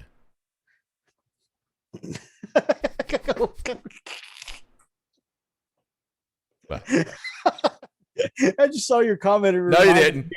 Shut up. It reminded me of that video I did. Oh my goodness. Yep. Grumpy, remember, I'm the one. He's the one who said you was a jerk. Not me. It was him. Not me. He doesn't love you. Oh, I love you. I love you, Grumpy. Just all right. oh. And actually, for the next mini we show on Art of the Week here, or for the next piece, since this wasn't a mini, if you'll jump to the bottom of Art of the Week before he goes to work, we've got a few submissions from Grumpy Guy himself. Oh, okay. So you can see what kind of quality art that you'll end up seeing on Grumpy Guy Gaming. Thank you so much, Phoenix. How far down is it? He's the very bottom. Oh. He was the most recent thing I sent you. And I'm about to say all those, all that stuff with the white background. That's all him. And you know, Grumpy, he paints 5 million models a week, just like Elsa the Nation. So I'm gonna love the way he does his ghostly white to that blue energy transition.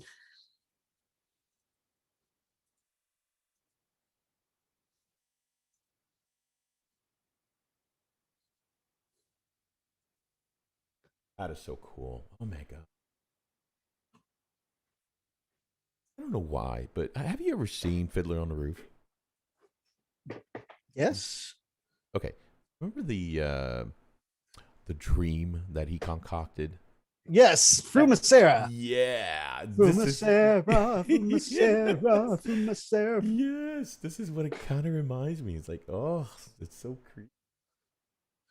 It's the butcher's wife come from beyond the grave. You know, I was actually in I did drama in high school, and I was in Frumacera. Oh. I was in Frumacera. Oh my god. That's pretty weird. I was in Fiddler on the Roof. Huh. So cool. Brother Rob, have a great night, my brother. Man. Brother Ian, good to see you, my man. Hey. Howdy. Grumpy, great job with this Night Haunt beauty.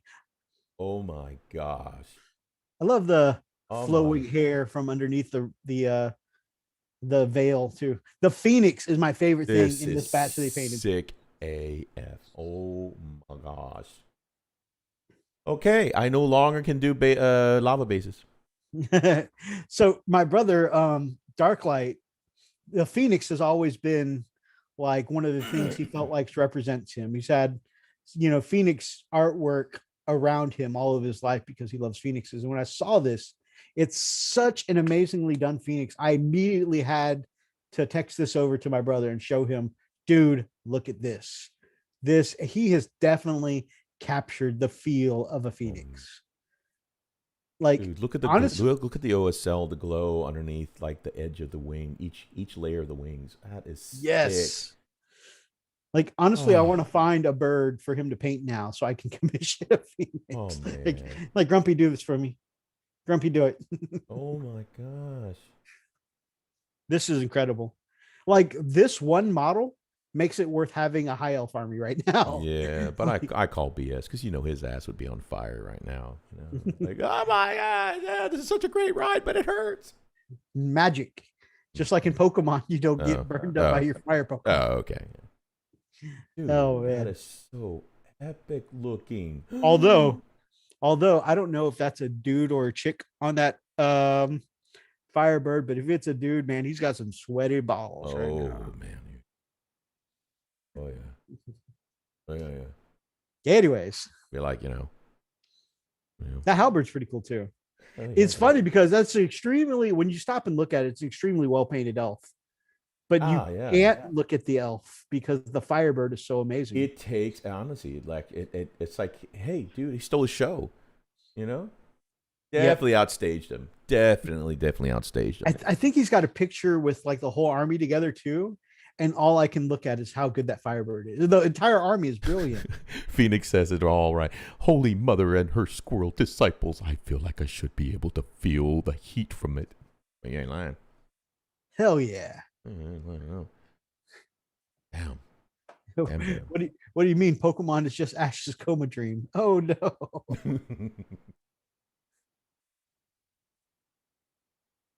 He does a great Warren. I love when he did that. Oh gosh, that Egyptian slash Asian look when he does with to the gold. That is just a cool thing. Let me see if I can catch this side here. There it is. Wow. Could you send me that on Instagram, Shameless? Because when I pull up Shameless Soul on Instagram, it's mostly a bunch of e-girls that I find pulled up on on Instagram. So I need you to send me. For some reason, I can't find you. We don't want to try that on here. For some reason, I can't find you on the Instagrams. Oh my! All right, Send it to me, baby. Oh, that is so good. Yeah, like the blues, the whites. White is a tough color to paint, and I don't know if that is a non-metallic or a true metallic using some non-metallic techniques, but it's the steel looks really good on it. Yeah, this looks non-metallic. I think he killed it, dude. Shameless minis.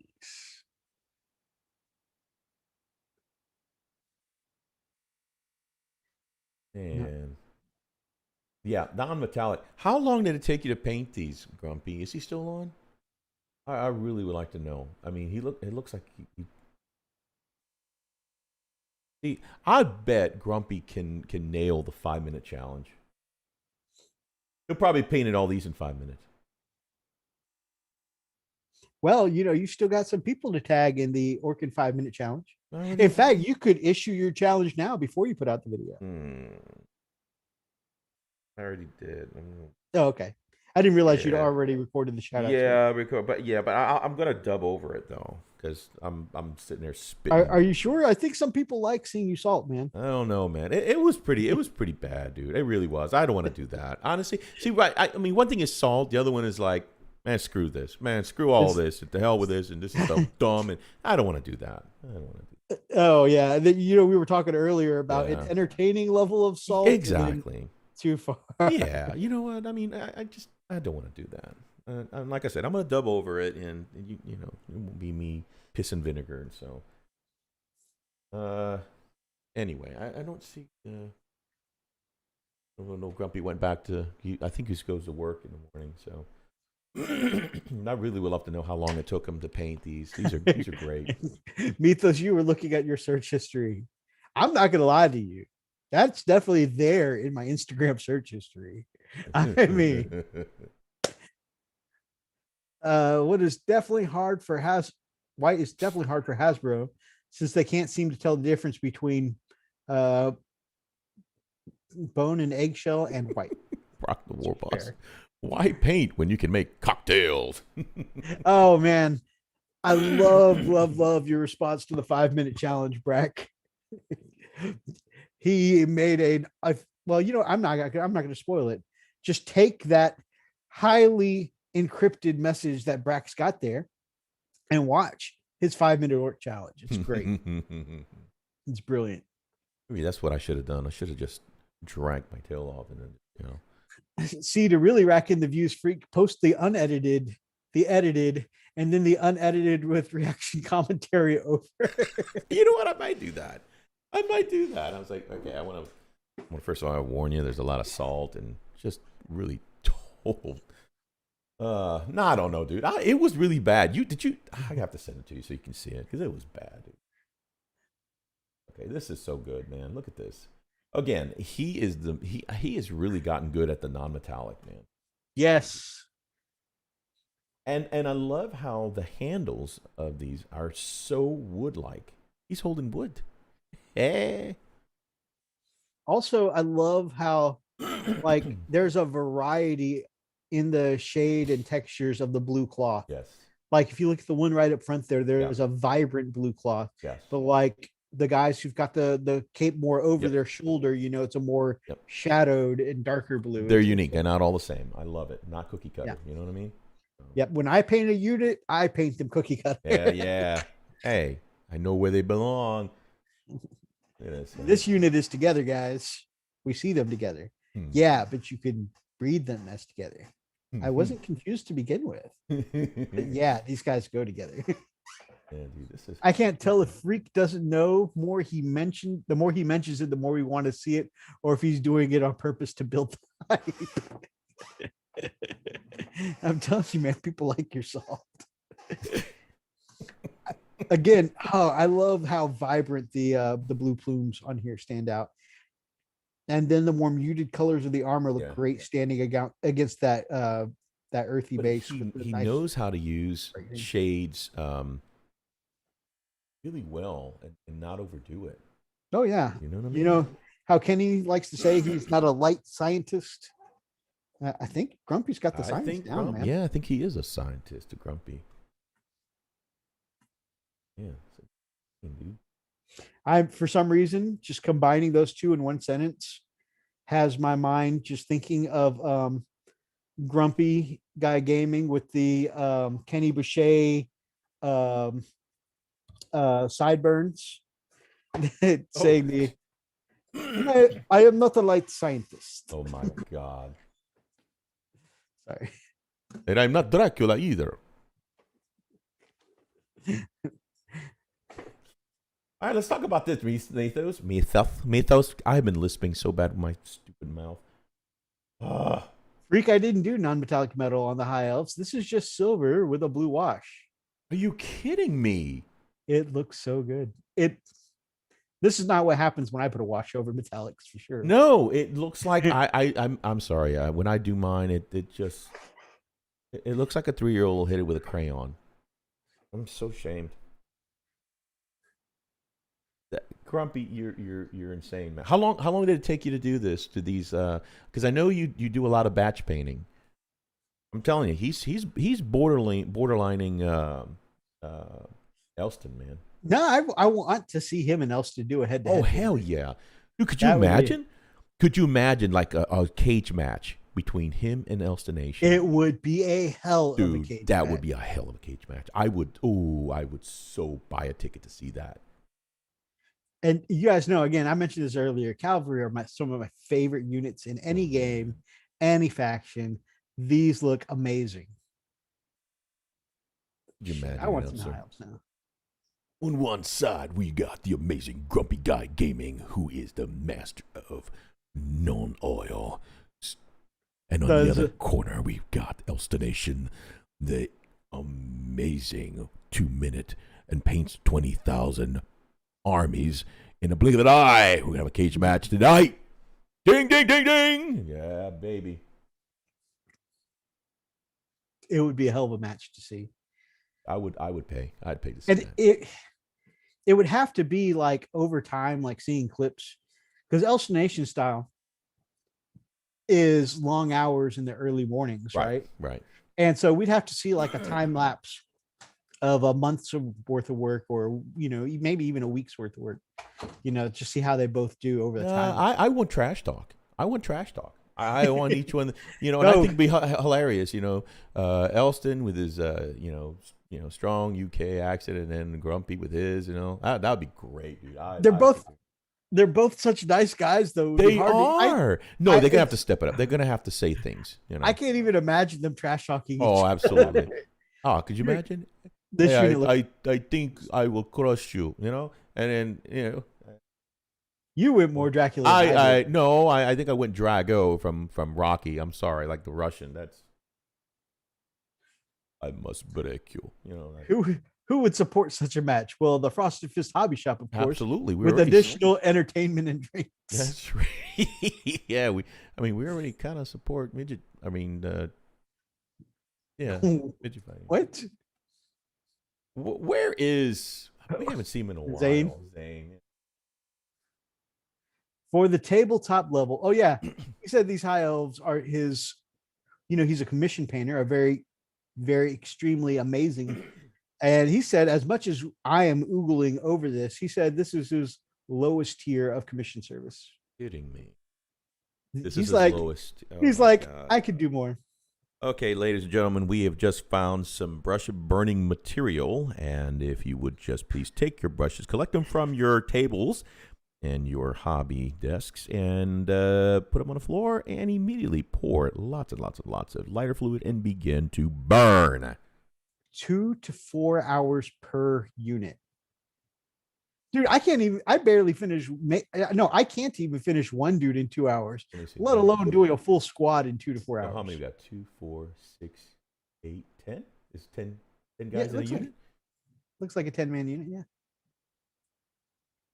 That is crazy. Like, I'm going to have to time it one day just to see how much I could paint.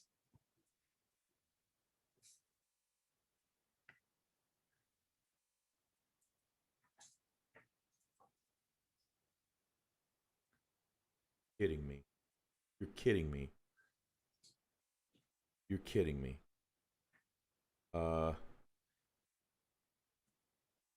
So it took you 12 minutes a model. Holy crap. It took him 12 minutes per model for 120 minutes. It blows my mind. On 120 minutes, 12 minutes a model. And they look this amazing. I can't. Going back to what I was saying, ladies and gentlemen, if you please grab all your brushes that you can find, even the new ones that you have in your drawer, please pull them out and immediately throw them onto the center of your floor, and be ready to contact the fire department, because your whole house will burn down due to the heat. Frosted Fist is not liable for any burning damages to your home or persons within the home. Exactly. So it's on you, but highly anticipate. Jeez, 12 minutes of freaking... That's incredible. He would definitely. And look at the amount of detail in 12 minutes per freaking model. Nah, man. No. He can do the 5-minute challenge. There's no way in my mind. There's no way. Jeez.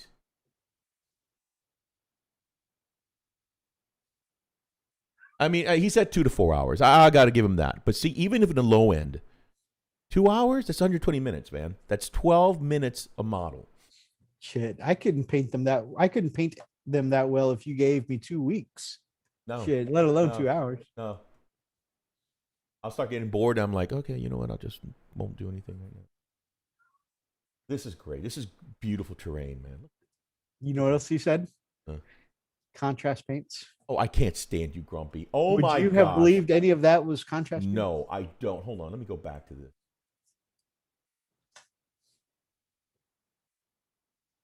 Really? I'm sure not the whole thing, but it's. I know. I guess it's part of his process. Let me see something, because I know some of these. I can almost tell that it might be, but there's a lot of depth to it. Okay, no, he's saying they help, so I'm sure that he does a little bit, and then. Okay, and I do believe that contrast gives some depth, but you got to have the skill too. So. Of course. Look at this. He's definitely. We can see the skill for sure. Awesome looking terrain bits. Very nice. They definitely look ancient and weathered. Yeah. Look at the faces. Yeah. Were these 3D painted, Grumpy? Printed. Yeah, 3D printed. Up to gaming. God, I can't talk. Yeah, 3D printed. Dude, the face looks so good. They really creep the hell out of me. I love yeah, well, they got, it's kind of funny. Again, he's going with the all is contrast. Oh, wow. What? Wow, no freaking way, man. You serious? I love the runes. Oh man, Grumpy, you did this. You did these ruins in contrast too. That's cray cray. Gosh, dude. That is straight up cray cray. For real, yo. Oh, you need to stop, Grumpy.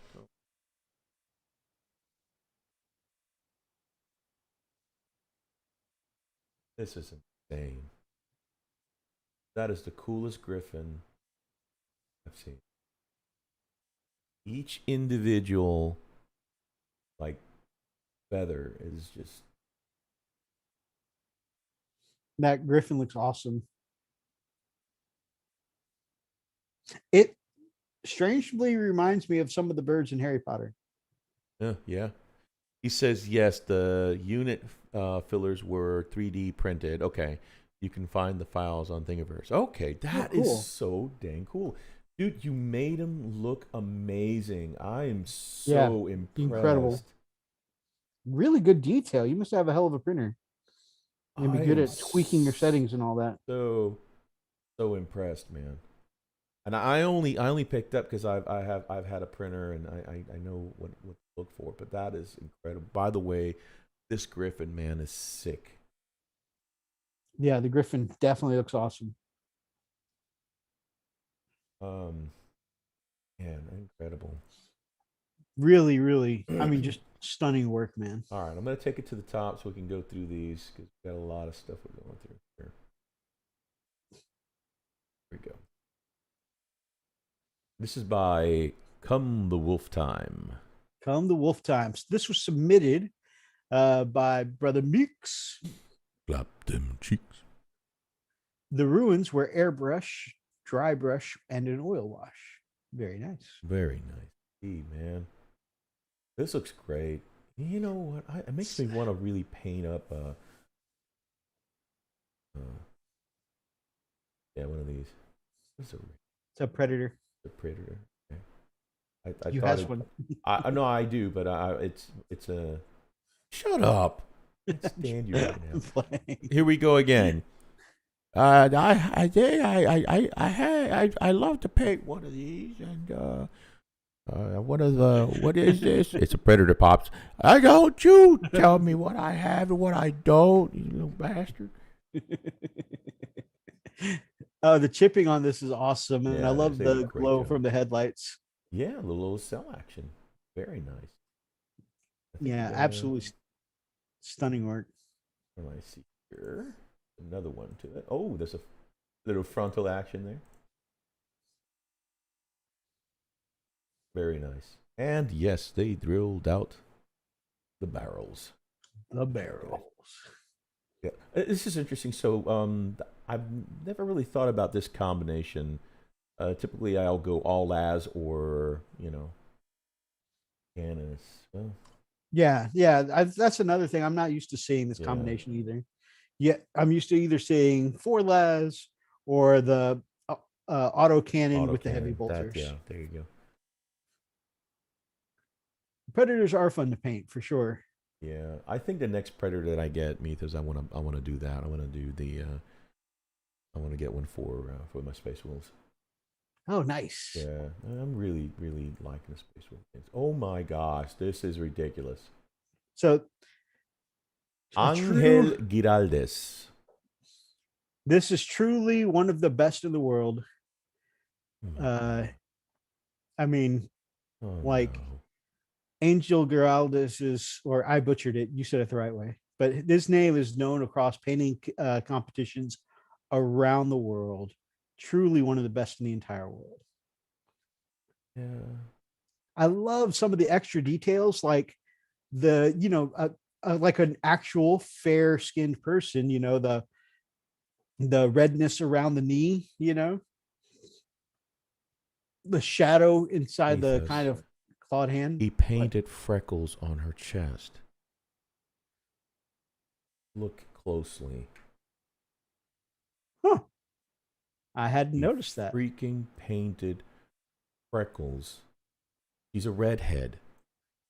It's typical. Holy crap. That's incredible. I'm done. I'm so done. Why am I doing this to it?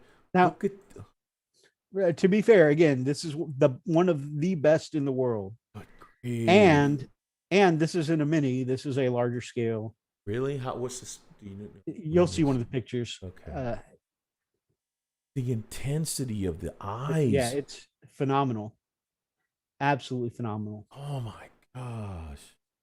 Look at the texture of the cape of the. Phoenix said her nails. We got to see the nails. Hold on. What the hell? Steve thinks it's 120 Okay. millimeters. This is amazing. Oh my. Oh wow. Yeah, those are clearly fingernails for sure. You're kidding me. Man, and you know I love some warrior women, and he has done a phenomenal Dude, job. He crushed this, and she is a true red. Oh man, dude, this. Okay, let me go up here. I cannot believe how intricate the detail. You know, look at the bracer. Yeah, Laced like leather, dude. This man. and the scratches on the individual bands and straps. Absolutely. Oh man, it's a leopard skin. That is insane. Brother Ian said, "It's all right. You can look at my stuff and feel good about yourselves." Okay, and look at the tassel. Oh my gosh! I know I say it almost every week, but this is the kind of thing that makes me say there is no reason why miniature painters who are in a class like this should not be in museums along with canvas painters. Agreed. Okay, so moving to what you were talking about, this is a warrior. He fights. He runs and jumps and does whatever. Dude. Let me see if I can zoom in on this.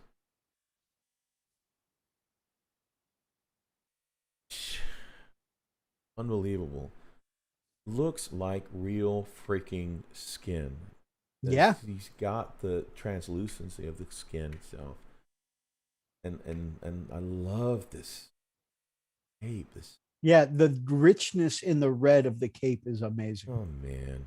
And what's even better is like when we were zooming in on parts, it almost looked unrealistic. It looked like a 2D artwork that someone drew up on a computer or something. But then when you zoom out and you can see it attached to the plinth there, brings it back into, by the way, this is 3D, guys. Right. Unbelievable.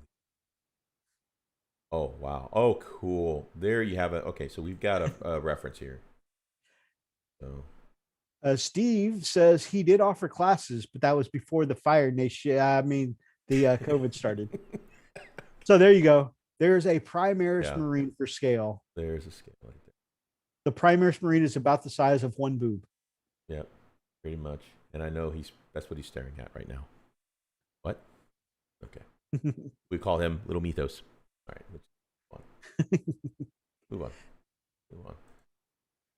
That's just absolutely phenomenal. Indeed. All right, what do we have here? Phenomenal. Wave colors dot painting. Hoth. Yes, we have a legit Hoth scene here. Wow. Oh, okay. Apparently, Angel Giralda's painted the box art for Infinity. Oh, well, dang. My wolf brothers. Pale, my man. Good to see you.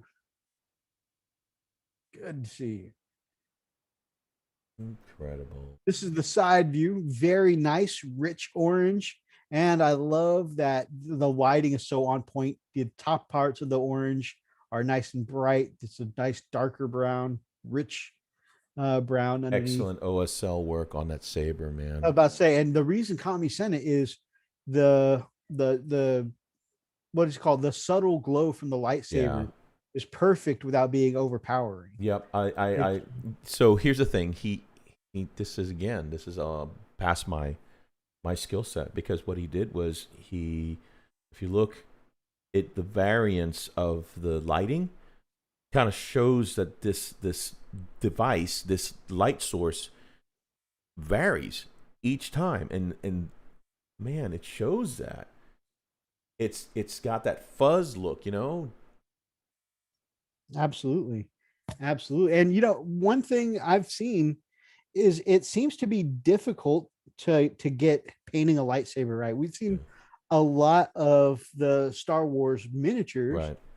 and I've always looked at them and thought, it's hard to make the lightsaber look right, because inevitably you're going to look at it from an angle that may not be right, Yeah, and it's like, how do you make it look right from all good angles? Right. And I'm not going to lie to you, it's kind of intimidated me, because we've seen some that maybe weren't as successful, but the glow here, this person clearly understands how to make a lightsaber look glowy. So big props. Again, Big props. another one from Angel Giraldes.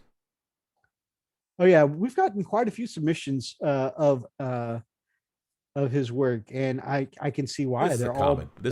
This is a comic book. Look at this. This is a comic book. I just want to mention here that before, when I said, man, I wish there were sexy orc models. Here it is. Yeah. Why, hello there. Dude. Why, hello there. You can beat me anytime. Right. Dude. Wow. That's crazy talent, man. Crazy freaking talent. That's unbelievable. How long do you think he's been painting, man? You think? No telling, man. Oh my. This is definitely It's incredible. a mini. It's tiny. Look at compared to the little 1 cent. And yet the skin is still amazing, on point. Man. Oh, I'm talking about the orc model. That's a big chopper. I want to marry that orc goddess. I mean, I don't know if marry is the right word, because I'm already married, but yeah, T-Baggins, me too. Also, guys, if I suddenly disappear from this transmission, guys, please look into the cause of death, guys. It might be a circumstances. Let me see. SL Smith mini painting. Oh, the dragons. Okay. Yeah. I love some dragons. You're hitting us hard, Mythos. You're hitting us hard, bro. This is a tough one. This is a tough one this week, bro. I know. I'm struggling. And these are all brilliant submissions from our community. I don't think I actually went and picked out any of the Art of Weeks this week. We just had some brilliant submissions from the community. Bloody hell. Vallejo colors. Wow. Impressive. Oh man. Look at this. There's so much radiance. There's so much different. I love this. It's brilliant. I love the transitions on the wings. I love the way each scale just really pops out at you. I could stare at just the blues alone for hours, but then the way it pops with the cream of the belly and the orange of the wings, it all looks amazing. Oni has one of these. Really? And Mythos, did you say your cause of death was slipping on paint water? Sure, that's what did him in. He slipped on the paint water and fell down the stairs. That's why I have 2 black eyes and bloody nose. And for some reason, an imprint on my face that looks like a boot. Boot head. So weird. Boot to the head. Wow. Such gorgeous work. But yeah, Oni has one of these not painted, and we know that Oni is a brilliant painter too. He is. He's an amazing artist, dude. We're gonna have to. So this is a printed job, or either printed or, yeah, this looks like it might have been 3D printed. You can see the seam here. This was printed in sections. Damn, this is so good. Oh my gosh! Even these the horns coming out of the bone horns. Jeez, It's so good. scales. Each individual scale. Oh my gosh! I need to go to school.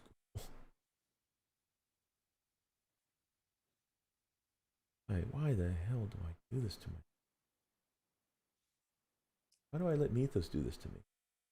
Oh my! That's the show, bro.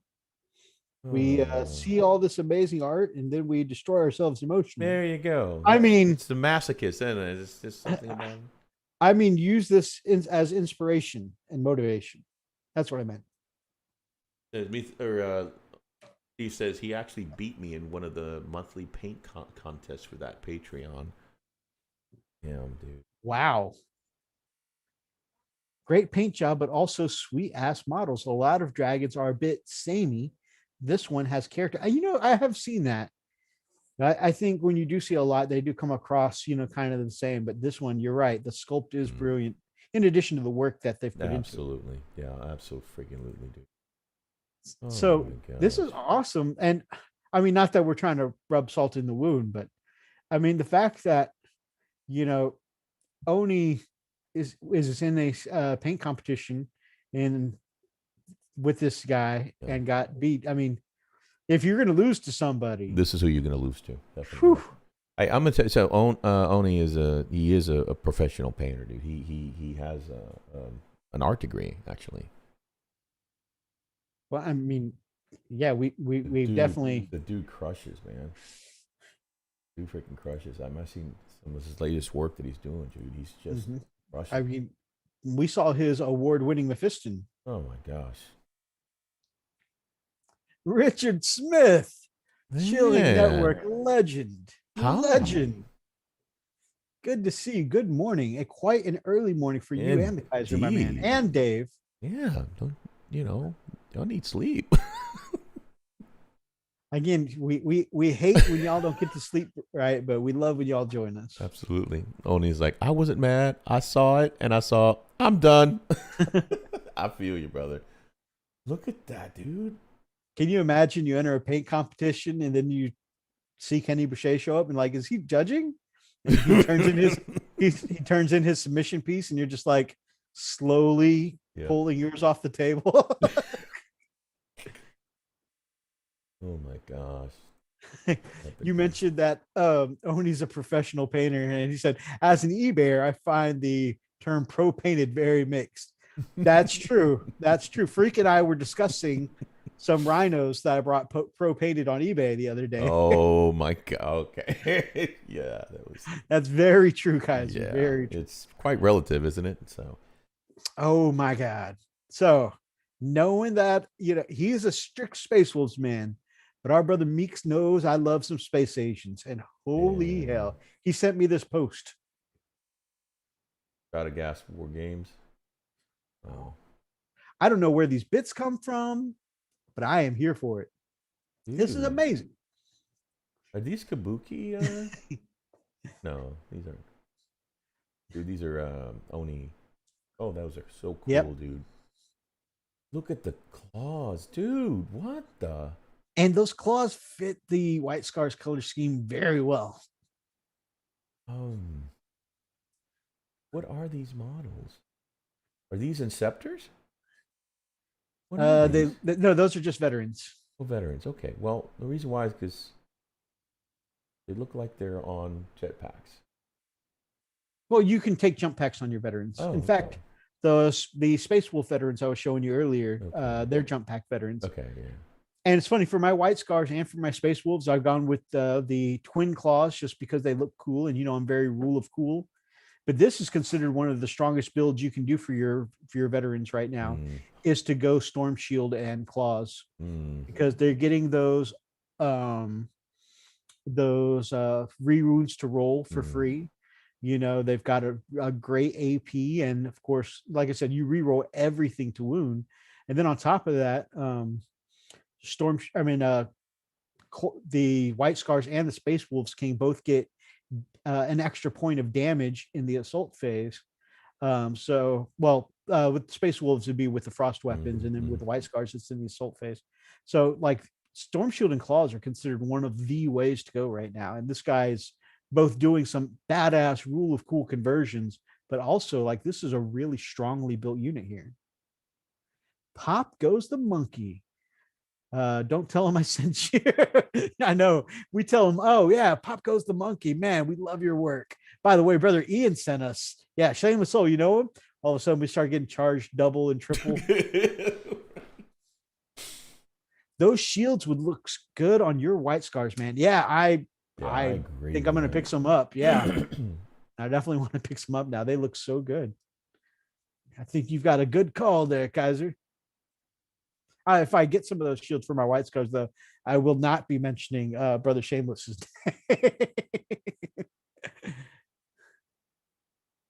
Dark Mecha Concepts. What is this?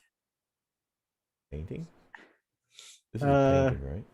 This is a 3D render. So this person is a 3D printer who basically they make designs and stuff like that. And so they've gone through a bunch of some of the Primaris models and decided to Space Wolf them up. So this is their take. I think I don't remember what they said it was their take on, but it looks like the Primaris armor, and it's supposed to be the aggressor with frost claws. Wow. Yeah, there we go. So this is kind of cool. Why? To see because I damn well wanted to. I love that. Exactly. Oh, aggressor. That's what it was. I knew it was primary or something. Yeah, that's just awesome. Wow. And I was funny because I was like browsing their accounts, like, okay, so you make these 3D designs. Do you sell these prints? Do you sell these designs? Let me know. I couldn't find any like sale area where he was selling them. But if they ever come out, man, look, these aggressors look so badass. I would get them. And then of course he's got one with an intercessor rifle there. He's got versions. I didn't want to just spam the same thing over and over again, but he's got some of these mecha space wolves with the Hellblaster rifles. He's just got like the full Primaris range in Space Wolf. Yeah, he's one of them, one of those people. Work in progress, but it looks so badass now. Yeah, okay. All right, buddy. All right, now you're showing off. Okay, got it. I know. You're good. Killing Wargamers. All right. Where did that come from? Did they show up in the chat? I don't see him. Oh, there. Okay. Yeah. I forget that you're like 30 seconds. I know. I'm sorry. Yes. So this was from Spud's Tuesday kit bashing stream. And this is one of, I like almost all of his orc kit bashes, but this is one of his cooler ones that I've seen so far. He's got like that auric arm there, and it just looks like a big old cleaver.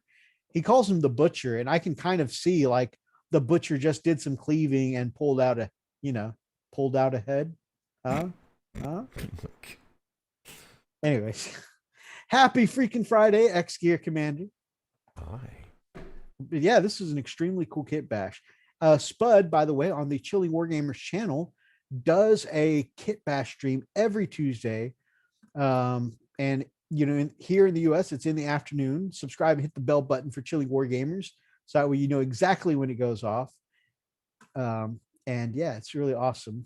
And this is from the Big Mech himself.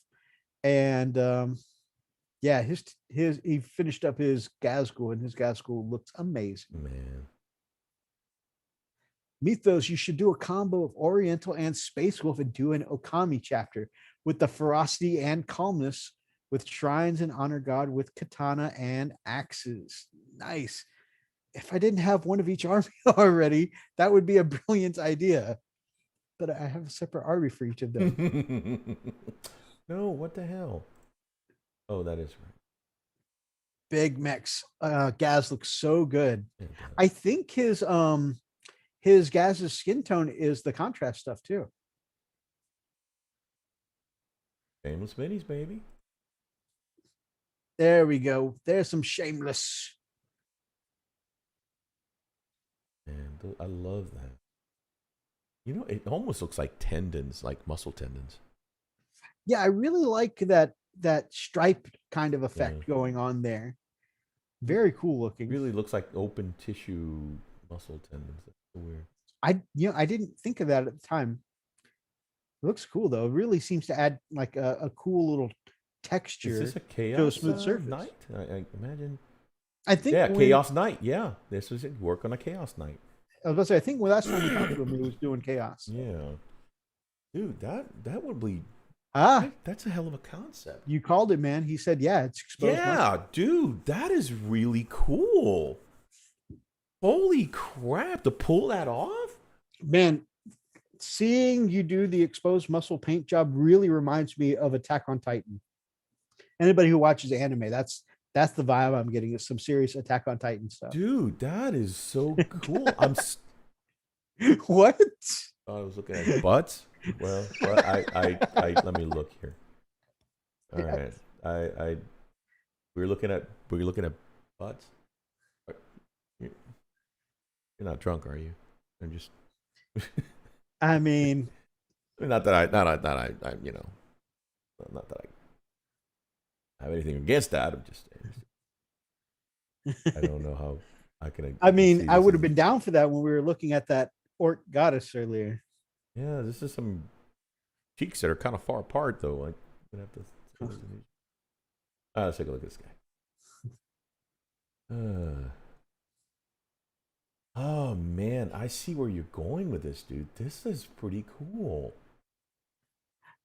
Painted live on Twitch 6 days a week from 6 p.m. to 12 a.m. Eastern Standard Time. It's a shameless plug. Yeah. Very good. All right. Dude. Enough of the puns. Brother Ian, we are following each other on the Instagrams now. Link me over your Twitch your Twitch account, and we'll make sure to plug it, my man. Send it over. This is amazing. Yeah, you definitely have the exposed tissue, man. That is incredible. See, if I were to go this route, I wouldn't hold back and go with a battery-powered heart prosthetic. Oh man, that'd be cool. Oh wow. Dum, dum, dum, dum, dum, dum. This is looking really cool, man. Yeah. Dude. Like I said, it really gives me some severe Attack on Titan vibes. This is really cool. Oh, padlock. I think he's at real work. He is doing 3 kill tanks, and they look super cool. But kill tanks, by the way, are the orc equivalent of a Bane Blade, which is the tank Imperial Guard equivalent of, say, an Imperial Knight. Wow. And I'm like, I really want a kill tank. They seem so cool. But I'm like, would Freak play against my kill tank? I'm like, no. I guess he's got a knight, so we might be able to do a heavy, what's it called? Super heavy versus super heavy one day. So I might put together a little kill tank in the future, but it just seems so cool. Awesome work, by the way. And of course, this is more of Pale Orc's brilliant scratch built work. Dude, he's a freaking brilliant. He's brilliant. Brilliant. Just brilliant. X-Gear Commander jumped in with his happy freaking Friday and said he never got into that anime, referencing Attack on Titan. Shameless said to do the exposed muscle, he watched a Dr. Faust tutorial. It was based on the AOS Giant. Oh man. Cool. Oh, that's man. Cool. See, I envy this. I envy the amount of talent, because you guys can come up with something right off the top of your head, and it just comes through. This is great.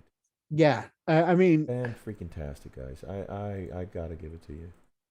Our man Clint over at Essex Boys and DePale Orc, by the way, they both do some phenomenal scratch builds. So shout out to both of them. All this looks like it goes, like it belongs, and oh, the shade. Brack says he's the Aussie king of dumpster diving. Pale is. Dude, I'm serious. If that's dumpster diving, bro, he's got it. Jeez. Yeah. I mean, the kill tank is what, like $180 model? If you can go dumpster diving, come out with a free $180 model. So this reminds me of a conversation I was having with my brother. Okay, when I was younger, I was really big into the hairband, hairband rock and roll, right? Poison was one of my favorite, growing up was one of my favorite bands. Hell yeah. Fallen Angel. Yeah. And my brother says this. He says, they are the most, how do you say it? They are they have the least substance of any rock band compared to some of the greats. And I'm thinking to myself, and he was drunk. He was just drunk off his butt. And then, we were at a hangout, a party, whatever. And he was just going on. He goes, compared to Van Halen, it's like, yeah, I get it. But I'm gonna explain to you though that your argument is invalid, because regardless of what you think about how simple their lyrics were and how very simple the music was, they have talent because they played it. They were successful and they made a lot of money. They're making millions of dollars right now. You and I are sitting here. Exactly. Exactly. And that was like, really? This is your argument? This is what you're going for? Okay. Let me know how much money you got playing music. Ooh, got him. Yeah. So that was a thing. Got him. Got it. Dude. Got him.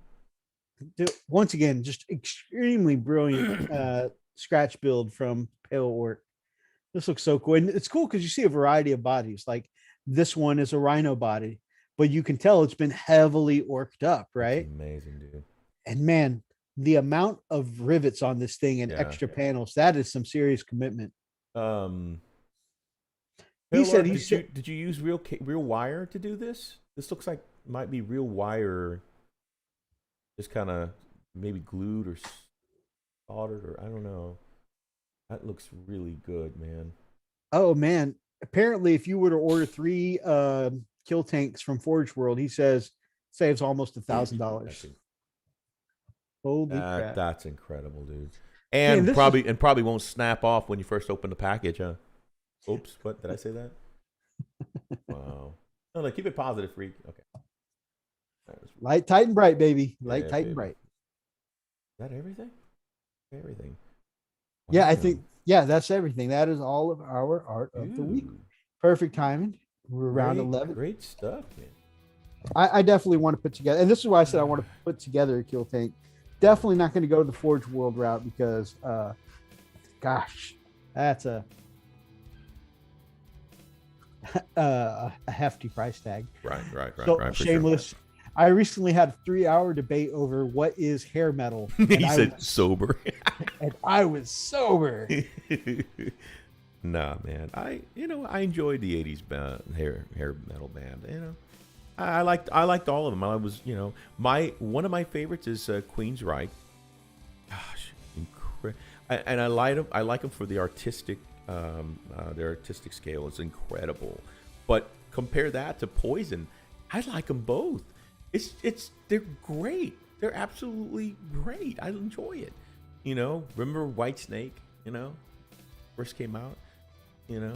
Rat, Motley Crue. Oh my gosh, I'm dating myself. Jeez, sober-ish. I know you meant like you were revealing your age, but my brain took a weird turn when you said that you were dating yourself. I was like, Yeah, I cloned myself. Hey, you want to go out? Okay. Steve met Anthrax, hopefully the band. I remember Anthrax. Is Anthrax bad? Wow. How did you meet Anthrax? Dude, they must be like 90? Were they in like wheelchairs when you met them? I still want that tank exclusive box from Warhammer World in the UK. Yeah. Nice. T-Baggins loves listening to 70s and 80s rock. Yep. Love it, dude. I'm listening. Yeah. I was listening to Queensryche 2 days ago, and then Poison the day before. Mm-hmm. And I think I'm gonna probably crank up some Rat later. So cool, man. Freak and I often will start rocking out to 80s music when we're hanging out. Oh, absolutely, man. Yeah, see, that's what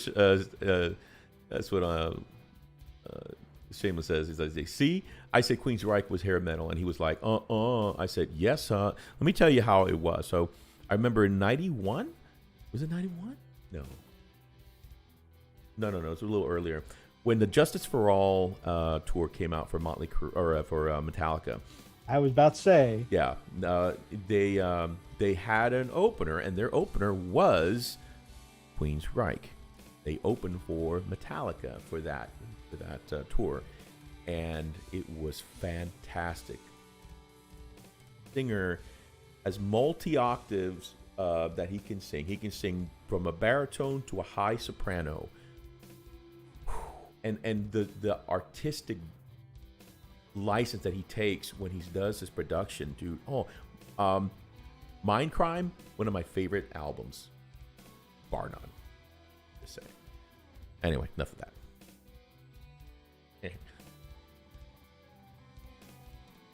That's awesome, T-Baggins. All right. Lots of cool stuff here. Man, the kill tanks were really cool, Pale, my man. I would love to, man, I wish the ones for October, their variation wasn't so limited, because oh god, I would love to have one of those. Yeah, it's amazing looking. But and of course, as a lot of third-party stuff, the one from October with Crown Link and all that is like a third of the price or less of what the one from Forge World is, but it looks better in my opinion. I've never heard of the band Poison, but you keep saying it. Alice Cooper was another one. Yep, Alice Cooper was another one. Oh man, Bodily for Advantage, Fallen Angel by Poison. Got to listen to it. It's my favorite Poison song. There's a good one. It's my favorite one. They did a cover. They did a cover of Your Mama Don't Dance. Really good too.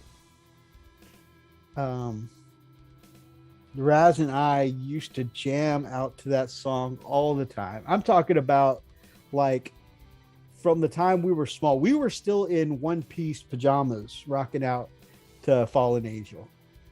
Oh. It was awesome.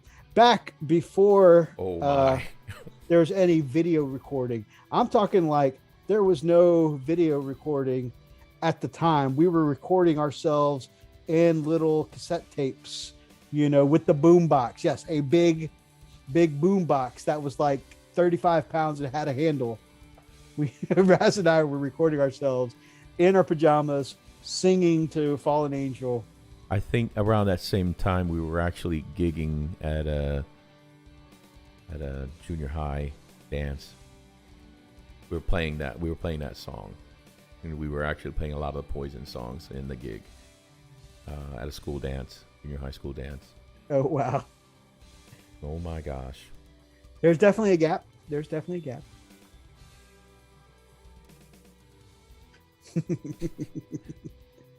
I'll be here. Just don't mind me. Oh man. Shayla says, "Oh no, this man said Fallen Angel." That's right. Favorite Poison song. Fight me. 1v1 me, bro. I do like some Poison. And Your Mama Don't Dance. I love that. Your Mama Don't Dance. What's the other one that I like from Poison? Okay. First one I ever learned on guitar was one of the two. Don't Need Nothing But a Good Time and Talk Dirty to Me. That was the first one I One piece. Oh man. He ain't lying. Stand up, Mythos. No, just kidding. Don't stand up. Don't do it. That'd be extremely disturbing to see salty all the way down. Okay, yeah, that'd be weird. Huh? Your shirt it's not really a shirt. It's actually a one-piece pajama, Mythos. It's an advertisement. Anyways, you were really salty, so you decided you're going to do the one-piece salty pajama, and you got salty written all over, including your butt. You know, instead of like something like luscious or something, it says salty on your butt. So just. Sorry, I still like Every Roan as Its Thorn the best. That's a great song. I ain't mad at you. Yeah, that's a great song. Although, and just in general, as a personal preference, I love that song. But for me, when I start ranking them, I like things with a faster pace. Get yourself moving, get the blood flowing. Tend to like faster paced songs. Domino says at least now he wears the ass flaps on the correct side. Wait, ass flaps? Those don't go in the front? I thought it was a flexion. Anyways, I thought it was easy access. Surprised. Surprise, Mr.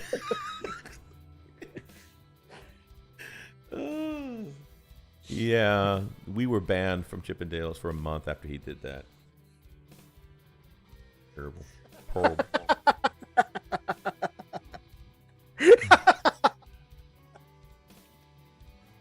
Oh, man. He just thought he was going to be cute, bring out his onesie. Oh, Everybody's looking at it and it's like, he's wearing it backwards, John. Shh, enjoy the show. Then he comes out, starts doing a little jig, and the whole, like, what are you doing, dude? Front compartment comes down. Like, yep, banned. Suspended from Chippendales for a month. No, he wasn't even wearing a bow tie on it either. There was nothing there. That was... It had a bow tie on the... Oh, man. It looks like it didn't populate on this side, but it shows up on the left side of the chat. I wonder if those comments got... it might have been... I think it might have been... It's funny, though, if they got... I have to go look into the... It, Because I got a feeling... It's funny, though, because the live chat box you have in screen... Yeah. bypasses whatever you... What's showing on the right, yeah. I wonder if we have to... Which one got... Is there a right side to have ass? Oh, man. Let me see. No, those sounds good. Nope, that's good. Yeah, I don't know. That's weird.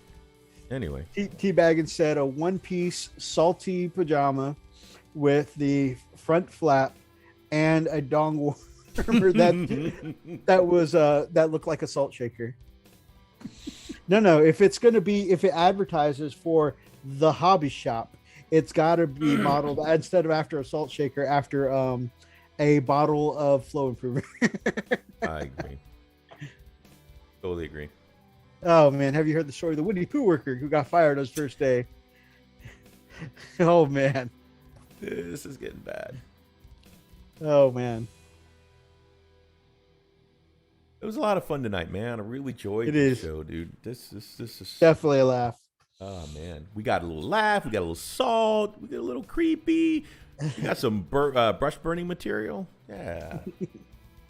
Oh, guys, a couple of things. First of all, if you're not yet subscribed to Essex Boys, I feel like you're going to want to be subscribed to them. There's going to be some Essex Boys, and you guys already know he's my favorite orc terrain maker on the internet. Essex Boys and Frost and Fist crossover. He's doing a little project for us. Stay subscribed to his channel because he's got something Frost and Fist related coming up soon. Also, one more time in the comment section, I want to, and I know some of you have already done it, but I want to promote. We're doing our first comment bomb on Grumpy Guy Gaming's video. Do me a favor, click on that video there for Grumpy Guy Gaming. Leave him a comment that just says, "Hey there, beautiful Grumpy." Yep, show him some love, man. Show him some love. Show him. And if you're not subscribed to him, why are you there? Just give him a little love, man. Give him a little love. Oh, man. Absolutely. So, Freak, any closing thoughts, man? You said we had some good laughs tonight. What was your favorite thing, really enjoyed it. I enjoyed our topic. I mean, I only got a little salty and all that, but you know what? It's good to vent. It's good to vent. Get it out of your system, and we'll all be back in Kumbaya. We're all happy and all the good stuff. I love the art of the week. Incredible submissions, guys. You guys killed it with the submissions. Again, I wanna emphasize, please don't be afraid to send your personal submissions. We'd love to enjoy and celebrate with you. We don't judge here at all, guys. This is a completely wide open. We're all at different levels, and we love to see what you're doing. So whether you're painting with a crayon like I am, or you guys are doing some crazy stuff like Angel, whatever his last name is, it's okay. Yeah. Come on out, man. Come check us out. Come and check us out and send us your submissions. We want to celebrate with you. Hobby, that's what it's all about. So we'd love to do that with you. So don't hesitate and don't be afraid to do it, guys. So just a way to celebrate with y'all. Absolutely. Even though we get a little salty about some of the topics come up, you know, we have so much love for this community and this hobby, and we're just so excited to celebrate the hobby with you guys. Yeah, and if you have a friend that's pretty good too, or paints or starting to paint, please tell them to share too. Tell them come on and then, you know, come and watch us showcase their work. You know, that's what it's about. It's not about us. It's not, you know, and that's what I love about our channel. We don't promote us. We like to promote other channels. We like to promote other hobbyists because, you know, why not? Amazingly, Freak and I've gotten to meet some incredibly awesome people just because someone's tagged their friend and said, hey, I saw your work on the Frost and Fist live show, you know, check it out. And they're like, hey, my friend said you showed my work. And, you know, we got a whole conversation going because of that interaction. It's such a cool feeling when on both sides, I feel like when you see people celebrating your work and you don't even know these people, I feel like that's a good feeling because I've had that happen on another channel before. But also I feel like when an artist approaches you and they're super stoked that you showed their work, I think that's an amazing feeling too. It's very rewarding, you know, and to know that it's not about us. It's just promoting others and promote the hobby and promote people that are starting and people who are the highest level, you know. Oh, good, man. Absolutely. Good stuff, man. Good stuff. Absolutely. Oh yeah, that is how we got Kami for sure. And then through Kami, we got a Phoenix too. Yeah, so. Yeah. That's how love of the hobby. And it's a good family. We got a good family here, man. Good community. Guys, as per usual, we're gonna do a little Frost and Fist after show. Just doing some painting and hobbying along tonight. So after we shut down the stream, I'm gonna take a quick bio and then I'll start throwing out invites on our Discord. You can check out our Discord, our Facebook page, the Chilling Network Discord, and the IDICBeer Wargamers Unification group. So thank you, Marcos. So if you guys are interested in getting your hobby on tonight, like I said, I'll throw some links out in just a minute. Lupus, my man, thank you for the comment bomb. Awesome, man. Thank you so much. If you guys like tonight's episode, please make sure that you grab up an axe and smash that like button in the name of the Emperor. If you're watching from the archives, drop us some comments down below. Feel free to be part of any of these ridiculous or these salty conversations. And if you guys are not yet subscribed to the channel or any of our Chilling Network brothers below, then we would love to have you as part of the pack here on the Frost. Hell yeah. Till next time, guys. Hey, Frosty. I almost did it.